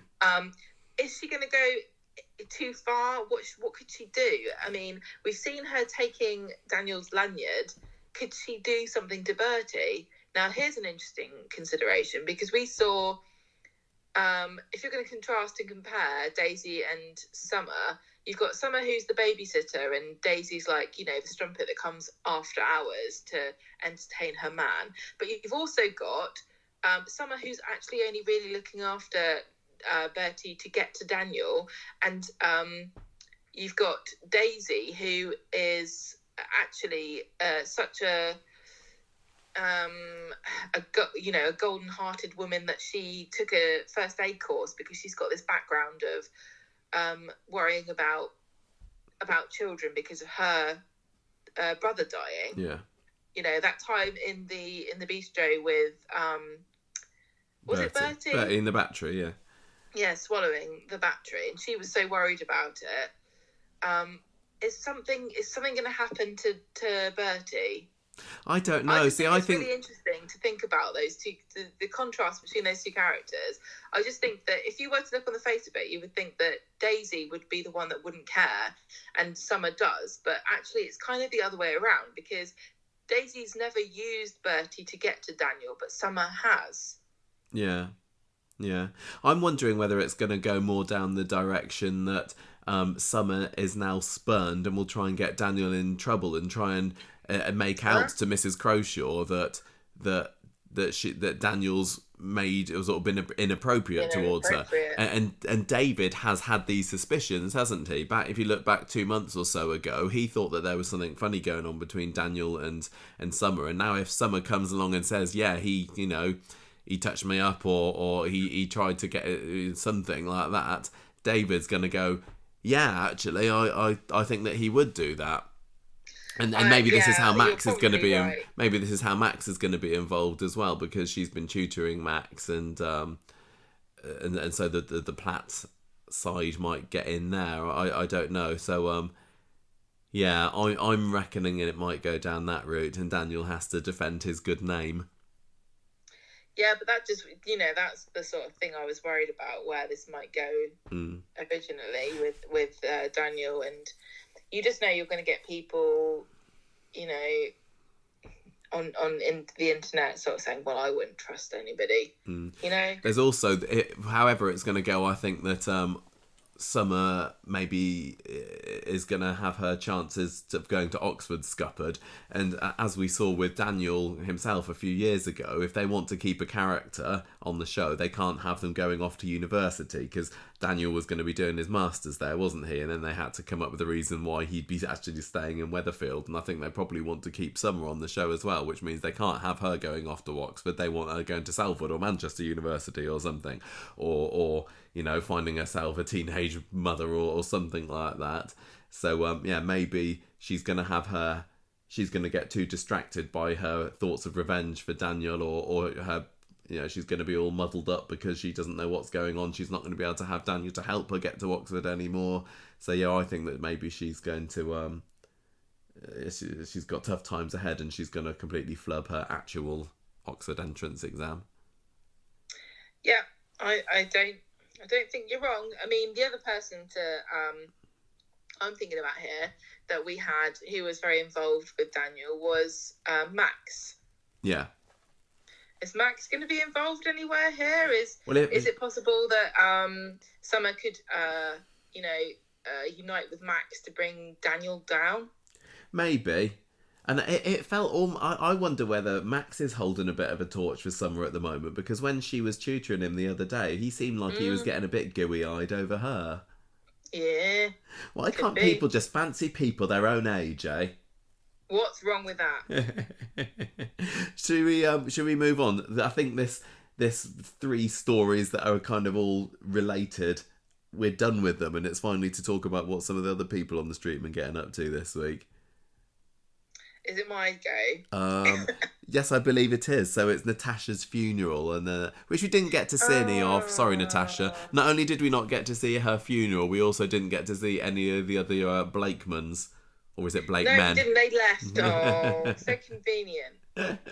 I hope that Johnny gets a proper funeral and not just a car. One. I think you should have got the signal here. We're being told. Well, no, Johnny's funeral. No, but Carla said at the end of yesterday's episode, I'm gonna bury my dad and then I'm gonna have more me time or something. So it's not like it's not gonna happen. It just hasn't happened yet. But keep hoping. I think Natasha got as much funeral as the character deserved, which is not very much. But we did get to see some lovely, lovely stuff with Sam this week, didn't we? It was like...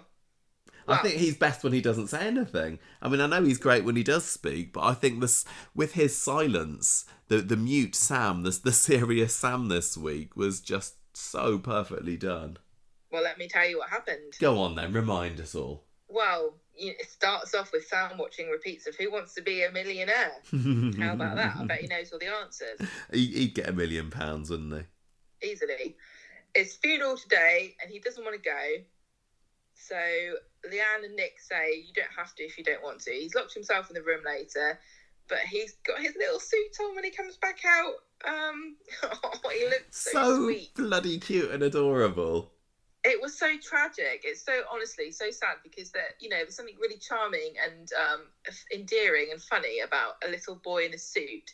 But, the reason that he's wearing the suit is the most tragic one possible. So it's such a weird, really poignant, heartstringy moment to see him wearing that.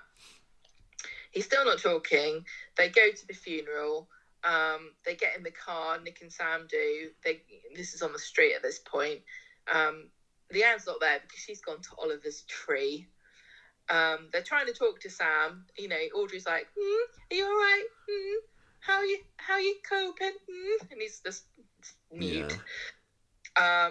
But then he reaches out and he holds Nick's hand. Between that and Jack asking whether Abby can be his mum, there was but this two isn't the first time brilliant that moments. Sam does something adorable this week, is it? No. We'll get to that in a minute. But the funeral's over later on. They're at the bistro having a wake. Gail and Audrey are there chatting. Natasha's family have gone because they're like, we're not in the show. We could stay, but we don't get paid because we're not going to talk. So we're going to go home. Sam's still being quiet, and he's passed this eulogy that he's written for his mum to Nick to read out, and he's read it. And one of the lines that is in this eulogy is, I've fallen into a black hole and I don't know how to get out. Tell you what, Sam's year 6 at the moment, I think. So he's in his final year of primary school. And if he's not pegged for greater depth level of writing, then I don't know who is. I think that was some very good use of metaphors and word choice and to affect the reader. I think he's going to do a good job at the end of this year. So I don't think his teachers get anything to worry about there, academically at least. Yeah, the big drama that's been going on behind the scenes here, obviously, that nobody's noticed, is the battle between the headmasters of the Weatherfield primary school that Sam's going to and the one down London way, where they both want him in their SATs results. Yeah, they do actually, don't they? Yeah. So back at the hotel, Nick is still in bits about this eulogy. He's blaming himself. He came into Sam's life and he brought Natasha into Britain's #1 soap. Therefore, partly he's to blame for all the drama that he's been going through, isn't he? Yeah.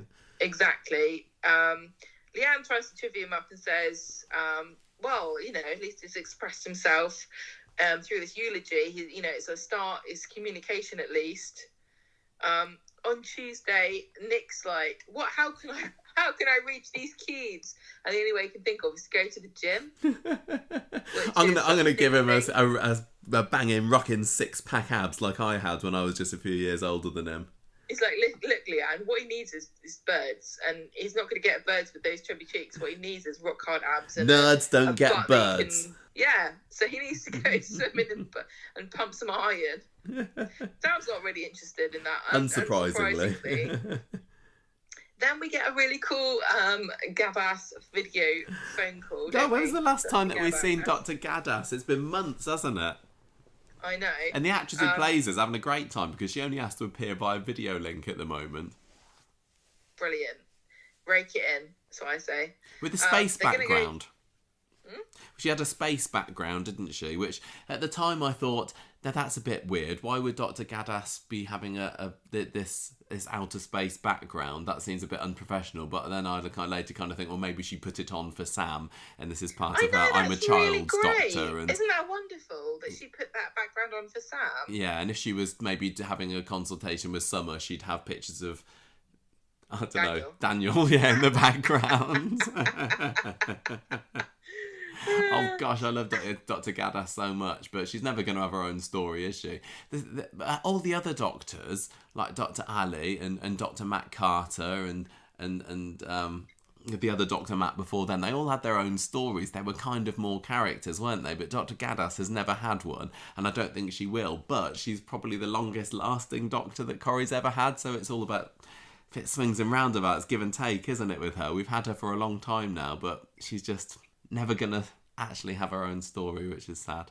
But never mind. Maybe the fact that I think on the end of Wednesday's episode they said that that Gaddas was going to be heavily involved or in some way involved in Sam's kind of getting out of this funk. So maybe we'll get to see her again, and it was not just a little fleeting appearance from her. We live in hope, because she's going to get him a therapist, isn't she? That's right. Maybe they'll just say there's no therapist available, so I'm going to have to do it myself. Me, Dr. Gaddis. I don't know. Anyway, Leanne basically, Leanne's story for the week is just realising that she needs to be a good mum to Sam, isn't it? Because she has this... The road to motherhood. Yeah, she has a scene in with Steve in the cafe, which is... he gives us some kind of quite comforting words there, which are surprisingly un-Steve-like or doofusy or anything. It's about being a mum to Sam and stuff. And the bistro tea later, Leanne says to Nick, I'm determined to look after Sam, which is what we get on Wednesday's episode, because Simon ends up babysitting him for a little bit. Simon reminds Sam that he is also a member of the Me Mum's Dead Club, which has basically got half the people in the street in at the moment. I think that Simon and Sam and Aadi and Asha and everyone are in this club together, but it's no good because Sam doesn't want to talk to him. But when Leanne comes back later, she talks about this big black hole that was in Sam's eulogy speech and says, I know you've fallen into that big black hole, you've lost your beautiful mum, and that's awful. When I lost Oliver, I didn't want to speak to anyone either. And she talks about, when she was a hermit at the start of the year, which I'd kind of forgotten as well, which is she also went into a very similar downward spiral like Sam didn't she? And then this is when Simon got himself into the drugs and everything as well. And she says, look, I don't want to see you like this. I miss your gorgeous face. And he goes and gives her a big hug, an Olympic gold winning hug she gets from him. And that's basically it, And it seems like the road to him, no, it's not accepting his mum's death or getting out the other side or anything, but starting to put his life back together again is finally happened. And that's about it. Leanne says we just need to keep piling on the TLC. If only you could win everyone over with 90s R&B bands. So I thought this story was fine. There wasn't a whole lot of plot. I mean, it was all linked. It was all Leanne saying, right, I'm going to be a mum to you, but it was still great stuff. I loved everything Sam-wise this week. Yeah, I mean, a lot of mental health stories on Coronation Street seem to sort of end with, and then they went to therapy, as though that's, something that doesn't take work or isn't a struggle and requires no input and is kind of a passive process. I mean, I remember we followed Steve through some of his sessions, didn't we? But a little bit. It's difficult because we don't really want to sit in on every single therapy session that Sam has, and long drawn out. No, it feels to me like maybe they're just going to pick it up again once he's a bit better. Yeah.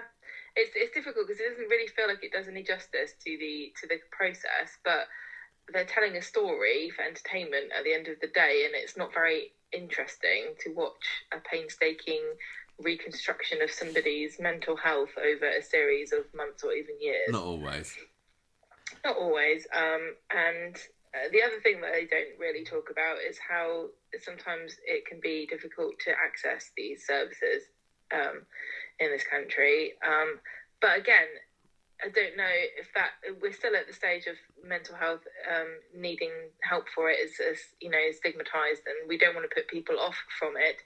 But at the same time, it can be a bit of a nasty shock for people who are seeking mental health treatment or help, and just how difficult it can be sometimes. And there are waiting lists and limits to how much is available for free on the NHS. I don't know whether Coronation Street could tackle a story like that at some point down the line.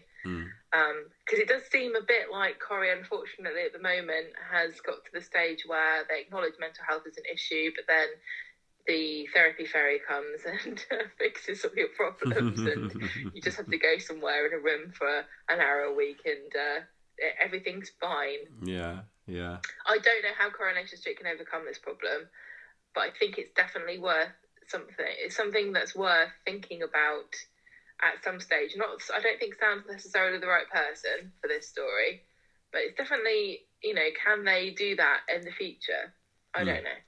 And if they did, I think, honestly, Coronation Street, if they really talked about some of the pressures that mental health services are under, would they be then criticised for putting people off? Because the last thing you ever want to do is, someone's drowning in the ocean, you throw them a life jacket, but before you do, you're like, before I throw this to you, just so you know, it might not work. Are you sure you still want it? Yeah.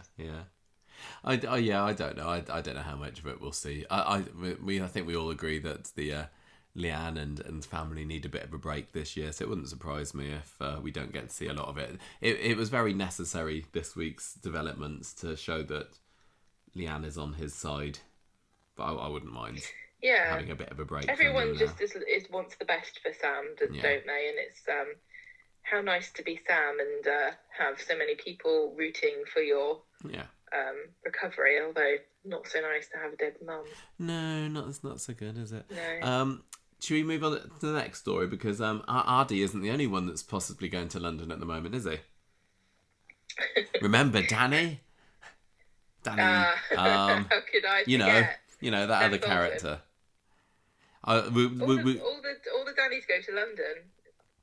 What's gone on here? This is about this job offer, isn't it? I can't remember.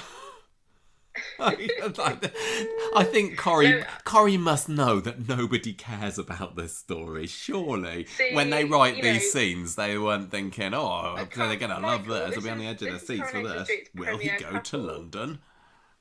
No, this is the couple that ushered us out of COVID restrictions, isn't it? They are, yes. First post-COVID kiss on Coronation Street. What's happened now? I might have COVID. You definitely got COVID. We're doing the podcast in two separate parts of the house. And I think I'm going to blame Danny. Go on. Why, has he been around snogging you?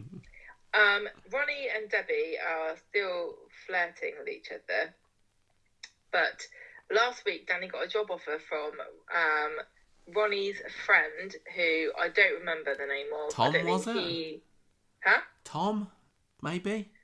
I was going to say, I don't even think the actor remembers what his character's name is, but okay, let's say Tom. Danny says this offer that he was given because he's so great at cooking black pudding Scotch eggs that this chef from London wants to recruit him to come down south to show us all how it's done. But Danny's turned it down. Meanwhile, James is slowly on the road to recovery from his injury, and the manager said that he can be in a game next week. Oh, good for him. Now, Ronnie stirs it a little bit because Danny goes off and Ronnie tells James that Danny has turned down the offer to go and work in London because he wants to be with him. And James is a bit confused because he knows that Danny hasn't even brought this up, so he confronts him at home. And Danny says, "Oh, it's not a good time because you've had such a tough year and I don't want you to be disruptive." So James goes to see Danny at the bistro and tells him, "Guess what? I phoned this guy up in London. I just looked it up. Tom, chef, London. There's only one. And the job is still open if you want it because apparently they always Tom's do this also... on Coronation Street. It feels like when somebody does turns something down, then either like a friend or a mum will phone them up and say, "Oh, go on." They didn't mean it. Imagine how unprofessional it would be to have somebody go, "Hi, you don't know me, but I'm actually Danny's boyfriend. And I just wanted to say that I know he turned you down, but he really wants the job." And the guy's like, "Fantastic. What I need is a flaky chef who can't actually do his own dirty work and gets his boyfriend to ring up to make job interviews for him." It's because on Coronation Street everybody works with their family or neighbours and everyone's friends and like everybody knows each other and they just assume that everyone everywhere, that it's normal for people to get to talk about trying to get the jobs back with their boyfriends. This or is Tom. Yeah, I'm Danny's boyfriend / manager / sous chef. Anyway, apparently Tom's fine with this. James says you should really go for it. So he also says if you don't go for this job, Danny, you will end up presenting me because you could be great. You could do great things in the chefing world. You could be the best chef in London. You could be on MasterChef. So Danny's made his decision. He tells Debbie he's handing his notice in. Oh no. She wishes him well, but she's a bit mad that Ronnie has gone behind her back and basically, like, what was in it from Ronnie? That's what I don't understand. He fancies Debbie, so he went behind her back to get her star employee poached by someone else. I don't know. Not literally, obviously. Danny tells Ronnie that he and James have gone for an amicable split. So they chat in the Rovers, Danny and James, and they're going to miss each other. And Danny says, why don't we become long-term, long-distance partners? And they say, yes. Let's just never speak to each other again. Oh, gosh. This story was so pants, wasn't it? It was a bit weird because... Is this getting rid of Danny? Or... Because he's already a recurring role, and now he's not even going to be in the same half of the country. I don't want to be mean to anybody, but I think that if you're like trying to decide whether to break up or go long distance, I think you should probably just break up. If it's on the table. If it's like, well, should we break up or not? Like, just do it then. Yeah. It's not exactly that you're like, oh, I don't know, because I looked up how much it costs to go on the train from Manchester to London. It's quite a lot of money. It's not exactly romance of the century, is it? Honestly, and then who cares? And then Danny's like, but I've got a train card. I've got a train line card. I get third off. I was just like, oh, okay. In the back of my head, I was just secretly kind of hoping that James would say, you know what, I'll come with you. But I've heard they've got football clubs in London. I've heard they've got football in London. They've got quite a few footballs in London. Football. No, we have to put up with James for a little bit longer. But I did honestly think when Danny says let's give this long distance relationship thing a try, I was thinking, no, please don't. Why can't you just? What is this? Is this Coronation Street worrying that they need to let us down gently, or are they going to? I think we're really invested in this. Like one-sided James conversations where he's just nodding as Danny tells him about his latest sous vide adventures, and every so often James just says football, and then we move on to a different scene. Oh, I don't know. I don't think we need to give these two any more airtime. This is what happened. Guys. Sorry, didn't grab us this week, but we do have a new couple on the block, which is Tyler. Because we got Fizz, Phil, and the girls. Fizz is back on the scene properly again, isn't he? After this environmental stuff last week, which I was right in predicting that nobody gave two hoots about this week. Did anybody mention the environmental cars or the bypass along the Red Wreck or anything like that this week? No, nope. Michael, I'm sorry. I think you're fine that they solved it in down in Walford. Oh yeah, thank goodness for that. By not eating meat. Everybody just eats vegetables on a Monday, and padam. And then the bypass problem is solved. Anyway, so Phil's just basically making himself indispensable to Fizz by like picking up the girls and also just being generally brilliant. And he wants to. If Hope asks him to help her with her solar system project, which is, I don't know whether this is a space project or an art project, or I don't know whether. And as a teacher, I think there's particular worth in this. But yeah, they're going to make a space project. Then Tyrone says, no, I'll do it because I'm just as good a dad as that Phil is. And he makes a model of the solar system. And he's getting annoyed about how great Phil is. And basically nothing particularly.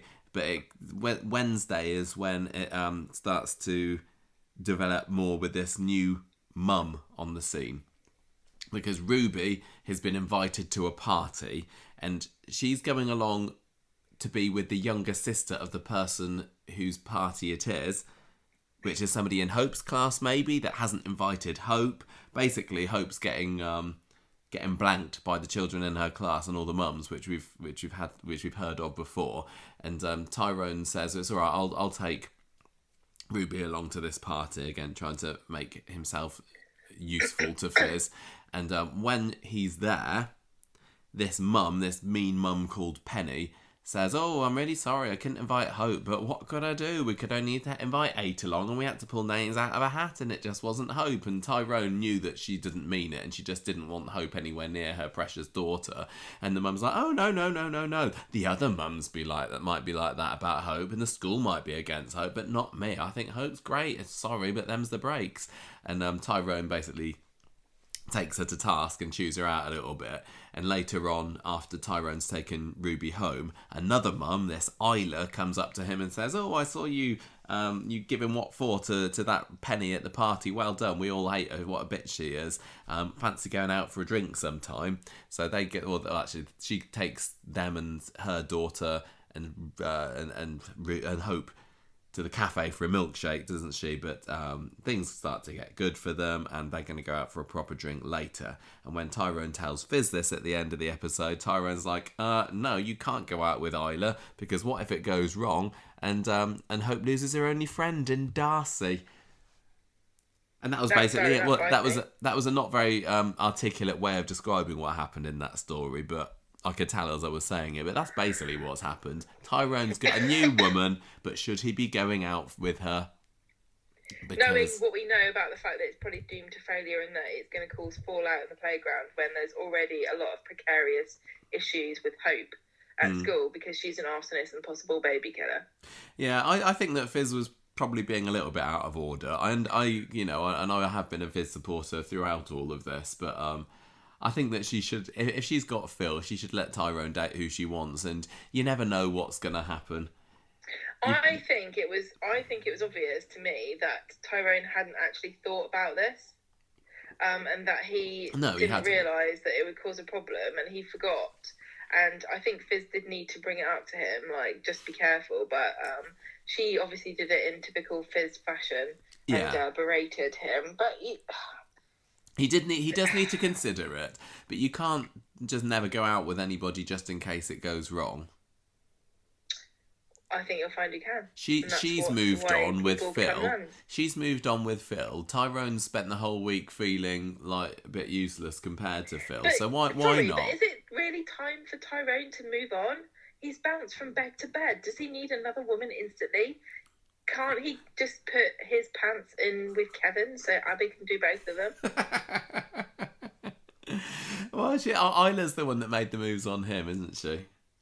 And she's a beautiful woman. Does she have? She's a lovely looking woman, so I wouldn't turn down Isla if I was Tyrone, to be quite frank. No. You wouldn't kick her out of bed. No.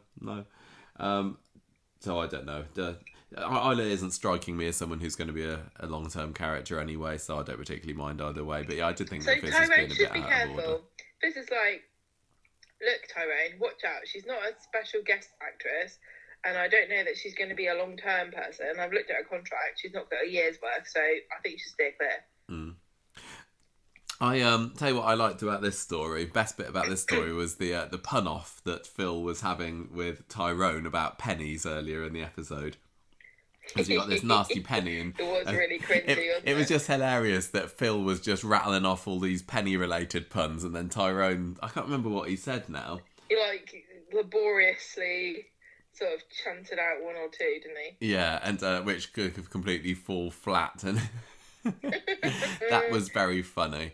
And also, and I didn't realise this at the time, so thank you to Nancy for pointing this out on Facebook afterwards, but the actress who played Penny, Emma Stansfield, had been in Coronation Street before, playing Ronnie Clayton, and this was like 15 years or so ago. She was the wife of a gangster that Steve and Vikram were getting caught up with, wasn't she?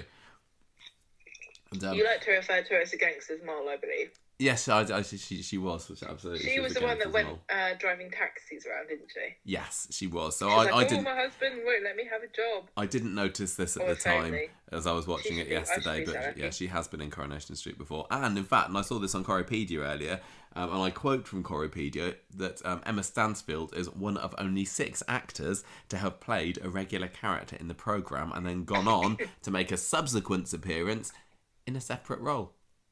And who are the other 5? I did ask David from Corriepedia earlier, and he did tell me, so thank you very much, David. But apparently most of the Claytons, and I'm not talking about Ronnie Clayton, I'm talking about, the Clayton family in the 80s. A lot of them went on to be something else. Obviously, Burley Winter, Jane Hazelgrove used to be a Clayton, didn't she, in Coronation Street, so she's definitely one of them. But I think I think the dad Clayton and the mum Clayton back then were also turned into other characters. And then you got Mark Casey, who we mentioned on the podcast earlier, the old mechanic. He went on to be Jackson Hodges' dad, didn't he? The father of the guy who Faye had a baby with. You're clinking your ice cubes again, Gemma. Sorry, do you want me to stop? No.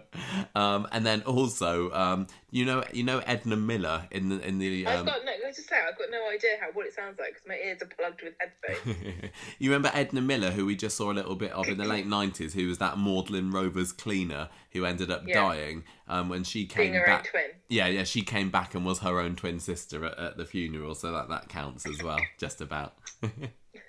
So interesting stuff. Yeah, I quite enjoyed. I enjoyed this story for its it was fairly low stakes compared to everything else that was going on. It made a nice breather from the Aadi and Summer and Daniel, more high drama stuff, and it was just felt like relatable family stuff. So nothing too exciting particularly, but I'm glad we had it. I'd have rather had more of that and less of Danny and James, I'll tell you. But it was fine. And then we finished off the week with what? Yeah, talk about relatable, Michael, because Wednesday, I think you'll find Carla's having a bit of a mare with the fact that Americans insist on writing the dates incorrectly. They do. They just keep doing it, can't they? Smallest to largest, day, month, year. Come on, Americans. It goes in order. It goes up, in order of length. Mm. Johnny Goner, so this was on Wednesday, and it turns out that Sarah discovers there's an order that's overdue because Carla's read the dates wrong because she thought it was the day. I've had this a few times. So there's a company that I work with who were taken over by an American company, and now they write their dates the wrong way around. It's like, we all know this isn't right. Why are you doing this to me? Why you know this isn't right? Put it round the other way. Sarah says. Sarah's starting to think that Carla's not really coping because, her dad's just died and everything. So Peter talks to Carla about it and says that Sarah's worried. And basically, at the end of the day, Carla has to go at Sarah for interfering, but agrees that she's going to take 2 weeks off and does it at the most inconvenient time, which is right that very minute. Even though they've got an order due in a few days. Yeah, but Carla doesn't care because she thinks it's next month. Peter and Jenny agree that Carla has been working to avoid thinking about Johnny, and Carla comes in and Jenny says to her that Peter's worried about her, and they all are, and they're going to have a funeral for Johnny, and then Carla is going to be a lady of leisure. The end. And that's the end of Johnny, I think. That is the end of that. Yeah. Oh well. Not necessarily important. This is why I think maybe something is going to happen next week, because it felt like this was the warm-up to something. I don't know whether they would have needed to have put this on Wednesday's episode if it wasn't going to appear again next week. I just think on Monday, Jenny's going to be like, oh, what a lovely service. So, how's Carla doing on her retreat in Borneo? Well, we'll have to wait and see, won't we? And we got to wait a long time because that was the last Coronation streak that we get until... In fact, I don't think there is even a Monday episode next week. I think it's like... Terrible. I think it's Wednesday, Thursday, Friday, or Tuesday, Wednesday, Friday, or something. So we've got a big old gap before we get to find out what's happening here. Is it? But yeah. I can't believe this. I'm so mad. Bloody football, eh? It's not. No, it's because I was thinking, wouldn't it have been lovely if we could have had like a weekend away this weekend because we didn't have a Friday to do, and then you get COVID and ruin everything. Yeah, sorry about that. Right, what are we? How are we ranking this week's episodes then? What are we scoring it? I found definitely that Monday and Tuesday's episode were really, really solid episodes. I didn't find Wednesday, grabbed me quite so much.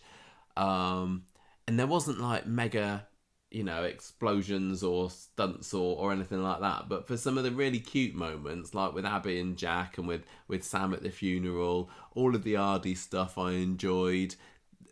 Really, it was just the Danny and James stuff which let the week down. I think honestly I'm gonna go for. I'm going to give this. I'm gonna give it a 4. I'm gonna give it 4 defenseless 4-year-olds who've been physically and mentally abused, out of 5. I was happy with this week. What about you? 4 out of 5. 4 out of 5, yeah. So good week. No, I agree with you. I think it was a pretty good week. I enjoyed it. I thought it tugged at the heartstrings where it needed to. Yeah, it was funny where it needed to be. I've never been a very sentimental person, but they managed to get me in like a 1-2 punch with Jack and Sam, and it was very unexpected from Jack and Abby with the whole, oh, you be my mum, or, you know, I want to adopt you, because I really had the impression from Abby that she wasn't that bothered about being a mum again. But it's a very charming little relationship between her and Jack. And yeah, I just thought it was lovely, and it came from nowhere, but it still made me feel. And you know, I know that there's been well, even the stuff with say that Jack is a very compelling character at the moment, but it still managed to move me despite that. Even the stuff with Aadi was quite moving when he was kind of opening up to Dev, and he was having the tears going down his cheeks, and even some of Kelly, because as I said, I'm not. What? I was ever so slightly moved by Kelly's plight, even though she brought it on herself. Can you stop and edit this, please? What score are you giving it? I'm going to give it 4 too, because I thought it was. I really did like it.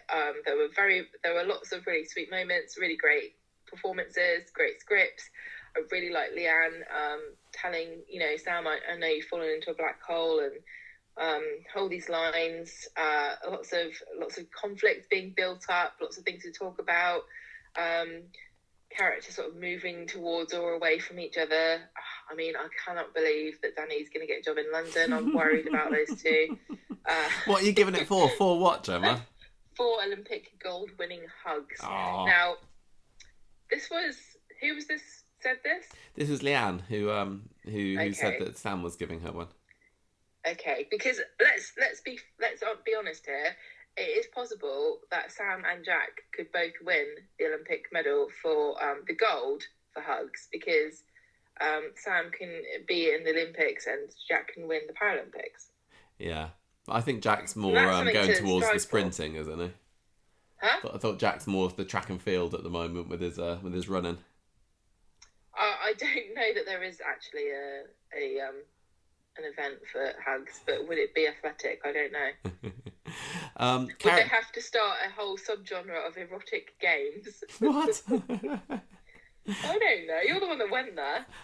What should we have for? I honestly, do you think that Jack is like the only person on Coronation Street who has a legitimate possibility of getting a gold medal at the Olympics, or do you think that James could end up being on the Olympic football team? Oh yeah, probably. As long as Danny doesn't hold him back. If he doesn't get that manager's job at Weatherfield County, then that's probably the next step for the character. I'm gonna give Aadi my character of the week. I think could have been Sam, but you know, he didn't say anything. Yeah, me too. I think I'm gonna give it to Aadi. It's really interesting. What a fantastic character he's turned into. Fantastic performances from Adam Hussein, just knocking out the park, such charisma, works so well with Dev and Asha. It's like they've been a family the whole time, honestly. Yeah, absolutely. What a fantastic performance, what a great actor, what a great character. It's interesting as well how I'm still in my head, whenever Summer does something, I'm thinking, oh, would the old Summer have done that? Is that in character with the old Summer and everything? And I can't quite let it go, despite the fact that everything that Aadi's doing is nothing like the old Aadi. But I don't care. I've consigned old Aadi to the bin now. Sorry, Zenon. And it's like Adam's Aadi has been there forever, and I couldn't care less how in sync with his old character. He is, yeah. You're completely right. Isn't it weird? Why are we so judgmental? Is it because we liked old Summer so much? I don't know. Maybe it is, and we didn't really like old Aadi particularly. There wasn't much to like, to be honest, was there? It's very no. and then you got the new Todd, who again we haven't seen very much of recently, who we're slowly been able to warm to, and we actually quite like Gareth Peirce's Todd now, and But I also think it's fair to say that we projected a lot of things onto old Summer that weren't necessarily part of what her character was supposed to necessarily be. I don't know. Maybe. I don't know either, but we certainly ascribed meaning to some of her, her mannerisms that weren't expressly laid out in the script. Would you say? Yeah, maybe.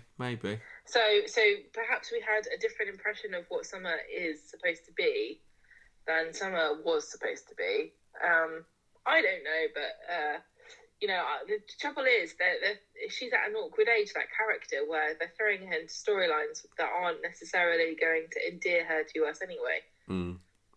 And also with Summer, I still can't quite get out of my head how she looks older than she's supposed to be.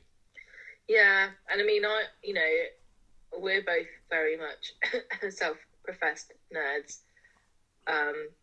But, you're looking at these characters. You've got a cast of, teen characters, and you've got, vandalising their dad's car, getting done for murder, uploading sex tapes to the internet, and then you've got, I'm doing my Oxford interview, and I'm worried that I haven't got a good book to read.